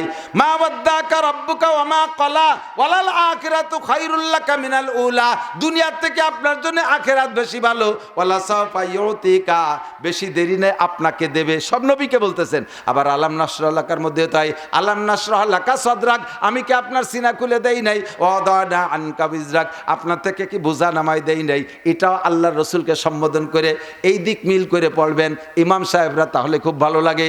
আর যদি মাঝের থেকে পড়তে চান, এক এক রিকাতে এক এক রুকু পুরো পড়বেন। আর যদি পুরো নাও পড়েন, তাহলে এক রুকুরে 2 ভাগ করে 2 রিকাতে পড়বেন। এইটা হবে সবচাইতে সুন্দর। তাহলে তরজমা রুকু থেকে রুকু পর্যন্ত একটা বিষয়ের আলোচনা, এই কিরাতের দিকে লক্ষ্য রাখা, এটাও একটা জরুরি বিষয়। কষ্ট পাইলেন? 4 রিকাতলা 3 রিকাতলা নামাজে প্রথম বইটাকে বসলে আত্তাহিয়াতু শুরু করে দিয়ে মাথা চলে গেছে ব্যবসার মধ্যে, পেঁয়াজের ক্ষেতের মধ্যে, ফাটের ক্ষেতের মধ্যে, ওই দিক দিয়ে ঘুরিয়ে বেড়াচ্ছেন। আর মুখরে দায়িত্ব দিয়েছেন, তুই আত্মাহিয়াতু ভর্তি থাক। ও ভর্তি সুযোগ পাই এই না কান্তাল গফুরের রবি চলে গেছে। কারণ আপনার অবস্থাতে হিসেব এখনো শেষ হয়নি, আপনি হিসেব করতেই তাহলে রয়েছেন। টাইম পাইয়ে গফুর এই সময় জাহিমুর, আরো 2 রিকাত রয়েছে, এনে কি করবো? তখন আপনি নিজে মশলা আবিষ্কার করছেন। এই যে এতক্ষণ বসে থেকে এত পড়লাম, এতে তো আমার লস হয়েছে, সময়ের লস, আল্লাহর তো লস হয়নি। কাজেই ক্ষতি হলে আমার হয়েছে। এখন উঠে দাঁড়াইয়ে নিয়মতান্ত্রিকভাবে আর 2 রিকাত 1 রিকাত যা আছে পড়িয়া শেষ বৈঠক করে আত্মাহত করিয়া সালাম ফিরিয়ে দিয়েছেন। আপনার অজীব তরক হয়েছে, অজীব তরক হয়েছে। এই অজীব তরকের সমাধান সসিদা দিয়ে করতে হবে। কট্টুকলি অজীব তরক হয়, এটা জানতে হবে। কট্টুকলি অজীব তরক হয়। আত্তাহিয়াতু পড়ার পরে প্রথম বইটাকে দুরূদ শরীফ থেকে যদি একটুক বেশি পড়ে ফেলেন, আল্লাহুম্মা সাল্লি আলা মুহাম্মাদ, কমপক্ষে এতটুকু যদি বেশি পড়ে ফেলেন, তাহলে অজীব তরক হয়েছে। শেষ বইটাকে সসিদা, আর এরপরে আরো বেশি পড়লে একই সসিদায় সমাধান হবে। সসিদা বা 2-3 দেওয়া লাগবে না, 2 সিজদায় 1 সালাম, এই যে সসিদা আবার কারে কয় তা জানেন না। শেষ বইটাকে বুঝতেছেন নাকি মশালা টের পাচ্ছি না। শেষ বইটাকে আত্তাহিয়াতু পড়িয়া ডান পাশে একটা সালাম ফিরাইয়ে আর 2টা সিজদা দিয়ে উঠে বসে আবার আত্তাহিয়াতু দুরূদ শরীফ দোয়া মাসুরা পড়ে সালাম ফিরাবেন। ওয়াজিব যদি 10টাও ভিতরে নষ্ট হয়ে যায় ভুল ক্রমে, তাহলে 100 সিজদায় সমাধান হবে। তবে একটা ওয়াজিব ইচ্ছাকৃতভাবে ছেড়ে দিলে নামাজ হবে না। যেমন একটা ওয়াজিব হলো তাদিলে আরকান, শুনছেন না? তাদিলে আরকান কারে কয়? প্রত্যেক ফরজ আর ওয়াজিবকে ডিস্টেন্স ছাড়া, বিরতি ছাড়া একের পর এক আদায় করা, একের পর এক আদায় করা, মাঝখানে গ্যাপ না দিয়া। আপনি আলহামদুলিল্লাহ সূরা পড়ার পরে কিরাত পড়তে হবে না? আলহামদুলিল্লাহ সূরা পড়িয়ে ভাবতেছেন কোনটা পড়বো, এত জানি কোনটা পড়বো, কোন সূরা পড়বো, কোন সূরা পড়বো, এই ভাবতে সময় চলে গেছে। কটটুক জানেন? সুবহান রাব্বিল আযীম, সুবহান রাব্বিল আযীম, সুবহান রাব্বিল আযীম। একটুক টাইম যদি ভাবতে সময় চলে যায়, বাস অজীব তরক হয়ে গেছে, সসিদা দিতে হবে। শেষ বইটাকে দোয়া দুরূদ সব পড়া হয়ে গেছে, সব পড়া শেষ। এখন চুপ করে বসে রয়েছেন, সালাম না ফিরে গিয়ে নিজের নামাজ একটু পরেই ফিরেই কটটুক অপেক্ষা করছেন। সুবহান রাব্বিল আযীম, সুবহান রাব্বিল আযীম, সুবহান রাব্বিল আযীম, 3 তাসবিহ পরিমাণ খালি বসে রয়েছেন, ইচ্ছাকৃত বসে রয়েছেন, নামাজ বাতিল, আবার পড়তে হবে। আর যদি আপনার মসলা না জানা থাকার কারণে ভুলি বা সালাম ফিরাইলাম কি ফিরাইলাম না এ মনে নাই, এই বলে বসে রয়েছেন, তাহলে মনে ওঠার সাথে সাথে সজদা দিতে হবে। কথা কি বোঝা গেছে? এবার নামাজ ভাঙ্গার কারণ 19টে, কয়টা? তার মধ্যে একটা হলো নামাজের মধ্যে আমলে কাসির, নামাজের মধ্যে টুপি পড়িয়ে গেছে, দৌড়ে উঠাইয়া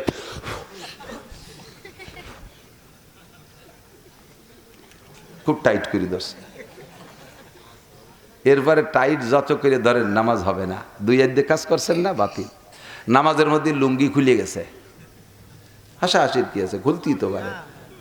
এখন কি করবেন? লুঙ্গি নামাজের ভিতরে বাহিরের কাজ 2 হাত দিয়ে করলে নামাজ ছুটে যায়, রেখা আমলে কাসির, ছোট হলিও।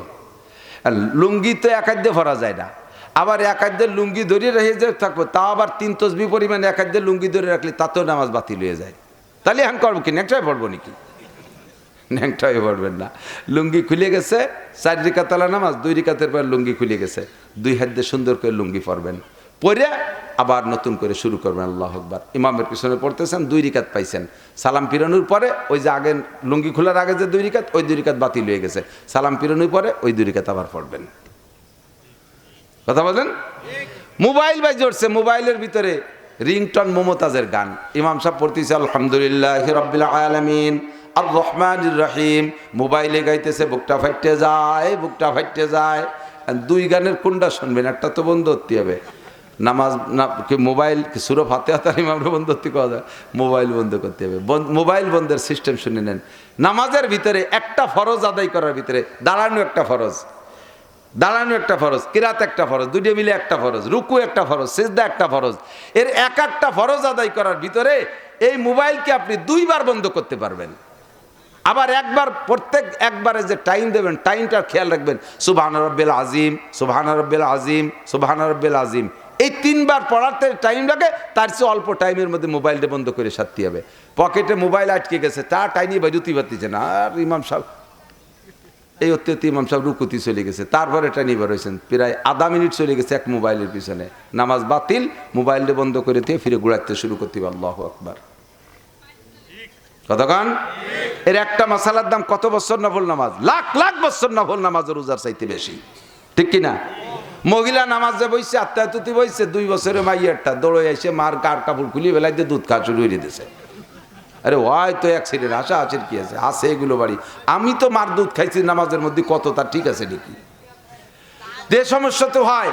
তাহলে এখন এই নামাজের ভিতরে যদি মহিলার গায়ের কাপড় খুলে ফেলায় টান দিয়ে, বাচ্চায় যাইয়ে টান দিয়ে খুলে ফেলায়, খেয়াল রাখেন মাথার কাপড়, মাথা একটা অঙ্গ, চুলের গোড়ার থেকে নিয়ে মাথা পর্যন্ত একটা অঙ্গ, এই চুলের অর্ধেকের বেশি যদি কাপড়ের বাহিরে যাইয়া 3 তসবিহ পরিমাণ খোলা থাকে, সুবহান রাব্বিল আজিম, সুবহান রাব্বিল আজিম, সুবহান রাব্বিল আজিম, মহিলার নামাজ বাতিল, বাচ্চারে সরাইতে আবার নতুন করে শুরু করতে হবে। নামাজে 70 টাকা ফরজ। যারা ওই যে ইংরেজি প্যান্ট পরেন, জিন্সির প্যান্ট, দাঁড়াইলে প্যান্টের মুখ আর গেঞ্জির মুখ সমান সমান, 70 ডাকে। যখন রুকুতি যান টান খাইয়ে গেঞ্জির এদিক চলে আসে, প্যান্টটা ওই দিকে চলে যায়, ফাঁসাইতে 1 বিঘত খুলিয়ে যায়। এরকম ভাষা দেখছেন না নামাজের মধ্যে বহু? রুকু সেজদা চুবা এরকম ভাষা বার হয়ে যায়। কটটুক টাইম ভাষা বার হয়ে থাকলে নামাজ ছুটে যায়। সুবহান রাব্বিল আজিম, সুবহান রাব্বিল আজিম, সুবহান রাব্বিল। রুকু দেন মাইফে জুবি আর মাইফে জুবে সেইটুক টাইম খোলা রয়েছে, আপনার নামাজ বাতিল। মজলিসু ফিকহিন খায়রুম মিন ইবাদাতি 60 সানা। এক একটা মাসালা, আপনি লুঙ্গি পারছেন এক কোনা, কোন পাশে পিছন পাশে বুড়ো মানুষ, সে হাঁটুর উপরে চলে গেছে, তাউস নেই, সাবধান। এই সব মাসালাগুলো জানতে হবে, মানতে হলে জানতে হবে। মজলিসু ফিকহিন খায়রুম মিন ইবাদাতি 60 সানা। আর কত বলবো, মাথা ব্যথা করতেছে। শেষ ফিনিশিং কথা হলো, এর আজকের যে মাহফিল পাইছেন না, আজকের মাসে যেটুকু শুনছেন, এর আগে তো দামি দামি কথা শুনছেন। আমি যে ভাঙ্গাচুরাই ক্লাসের মতো বসে বসে একটু বেস্তেজোর পড়ালাম, একটু তালিমুল ইসলাম পড়ালাম, এই যে পড়াপড়ি করলাম, আল্লাহর কসম জিন্দেগির বহু মাহফিলের চাইতে বেশি নেকি পেয়ে গেছেন, আশা করি বহু মাহফিলের চেয়ে বেশি নেকি পেয়ে গেছেন।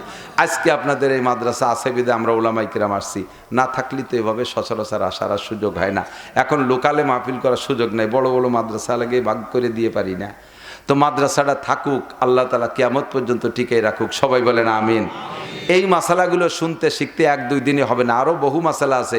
এর জন্য আমাকে আপনাকে তবলিগে সময় লাগাইতে হবে। তবলিগে আলেমদের সাথে যাবেন।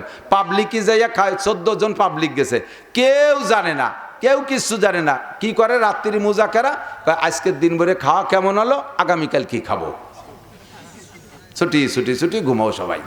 এই হলো পাবলিকের তবলিগ। ওলামায়ে কিরাম আমার সাথে যারা তবলিগে গেছে 20 জনের জামাত, 12 জন যুবক রে। আমি 38 দিনে, আমরা 4 জন হুজুর ছিলাম, 12 জন কলেজের ছাত্র, হাই স্কুল কলেজের ছাত্র, এদের মেধা ভালো। মাত্র 3 দিনে কোরআন শরীফ পড়া শিখাই ফেলাইছি, 3 দিনই অক্ষর দিয়ে। এরপরে 38 দিনে 8 পারা সবক পড়াই বাড়ি আনছি। আর এই মাসালা সব পড়াইছি, মশালা সব পড়াইছি। উলামায়ে কিরাম যে দলের সাথে যায় ওই দলের সাথে তবলিগি যাওয়ার চেষ্টা করবেন। আমলিগ, বিএনপি, জামাত, জাতীয় পার্টি, আটরশি, চন্দ্রপাড়া, ডুবরা টুবরা, যে যান যান যান, আপনার খুশি, সেটা আমি নিষেধও করবো না, হুকুমও দিচ্ছি না। বাকি তবলিগে একটা সময় গুল্লি দিয়ে আসার পরে আপনার চোখ খুলবে যে আমি এতদিন কোথায় ছিলাম, আর এখন কোথায়, এই কদিন কোথায় কাটা আসলাম, আর সামনে আমার কি করা দরকার, একটা বুঝ পয়দা হবে ইনশাআল্লাহ। আল্লাহ কবুল করুক, বলেন আমিন। মাদ্রাসার বিপক্ষে কারা, একটু মহব্বতের সাথে হাত দেখান দিয়ে। বিপক্ষে, বিপক্ষে যথেষ্ট মানুষ, বিপক্ষে 5-7 জন বিপক্ষে। বলি উঠে বেড়াইছে, টের পাইনি কোন কাজে উঠে দিক হয়েছে। আমরা মাদ্রাসায় সবাই পক্ষে তো আলহামদুলিল্লাহ। বিপক্ষের লোকটা আমি বাছাই করব, মোনাজাতের আগে যে হাঁটা দেবে সে হলো বিপক্ষে। মোনাজাতের আগে হাঁটা দিলি বুঝবো যে এই যে নেতানিয়াহুর দলের একজন ছেলে চলে যাচ্ছে, আর মোদির দলের একজন। সামনে নির্বাচন, ছোট্ট একটা পরামর্শ দিয়ে যাই। শ্বশুর আইছে আপনার বাড়ি, শ্বশুরে বড় মাছ খাওয়াবেন, শৈল খাওয়াবেন, বল খাওয়াবেন, কাতলা খাওয়াবেন, নিয়ত করছেন। গেছেন আটে, বাজারে গেছেন, সারা বাজার ঘুরিয়ে মাছ পান নাই। বড় তো দূরের কথা, কোনো মাছ নাই। 2 ডালায় সাইডে টাহি মাছ আছে। টাকি দুই প্রকার, আমাকে ওদিকে তেল ওঠাই আর বাইতোটাই, বোঝা যাচ্ছে তো? ওই যে গোল মাথা লাফাই ব্যাঙ্গের মতো ওই গুমুত খায়, ওর নাম হলো তেল উঠাই, আর হলো সোজা যেটা ওটা হলো বাইতোটাকি। ঠিক আছে? তো এখন যাইয়া দুই ডালায় পাইছেন, এক ডালায় সাইডে তেল উঠাই আর এক ডালায় সাইডে বাইতোটাই। নিয়ত করছেন তো কিনবেন বড় বড় মাছ, বাজারে কোনো মাছ নাই, শ্বশুরে তো আর খালি ডাল খাওয়ানো যাবে না, মাছ ভাত তো খাওয়াতে হবে। এখন এই দুই প্রকার টাকি, কোন টাকি কিনবেন? বাইতোটাকি কিনবেন না, না তেলুটাই কিনবেন? বাইতোটাই কিনবেন, ঠিক আছে না? এখন সামনে রাজনীতি, আবু বকর, উমর, ওসমান, আলী, তলহা, জুবাইর, বেলাল, আম্মার, সোহায়েব, বাচ্চা হারুন রশিদ, বাচ্চা শাহজাহান, বাচ্চা সম্রাট আলমগীর, এই সমস্ত বাচ্চা ওমর ইবনে আব্দুল আজিজ আর আসবে না। এই সমস্ত বড় বড় মাছ চলে গেছে, বেচা হয়ে গেছে সব। এখন হাটে যা আছে যাইয়ে দেই বাইতোটাই আর তেলুটাই। সামনে নির্বাচনে বাইতোটাই আর তেলুটাই। কার এলাকার বাইতোটাই কি আর তেলুটাই কি আমি তারা যারা নিজেরা জানেন। বুঝে শুনে তেলুটাই কিনবেন না বাইতোটাই কিনবেন, বুঝে শুনে কিনেন। কথা বোঝা গেছে তো?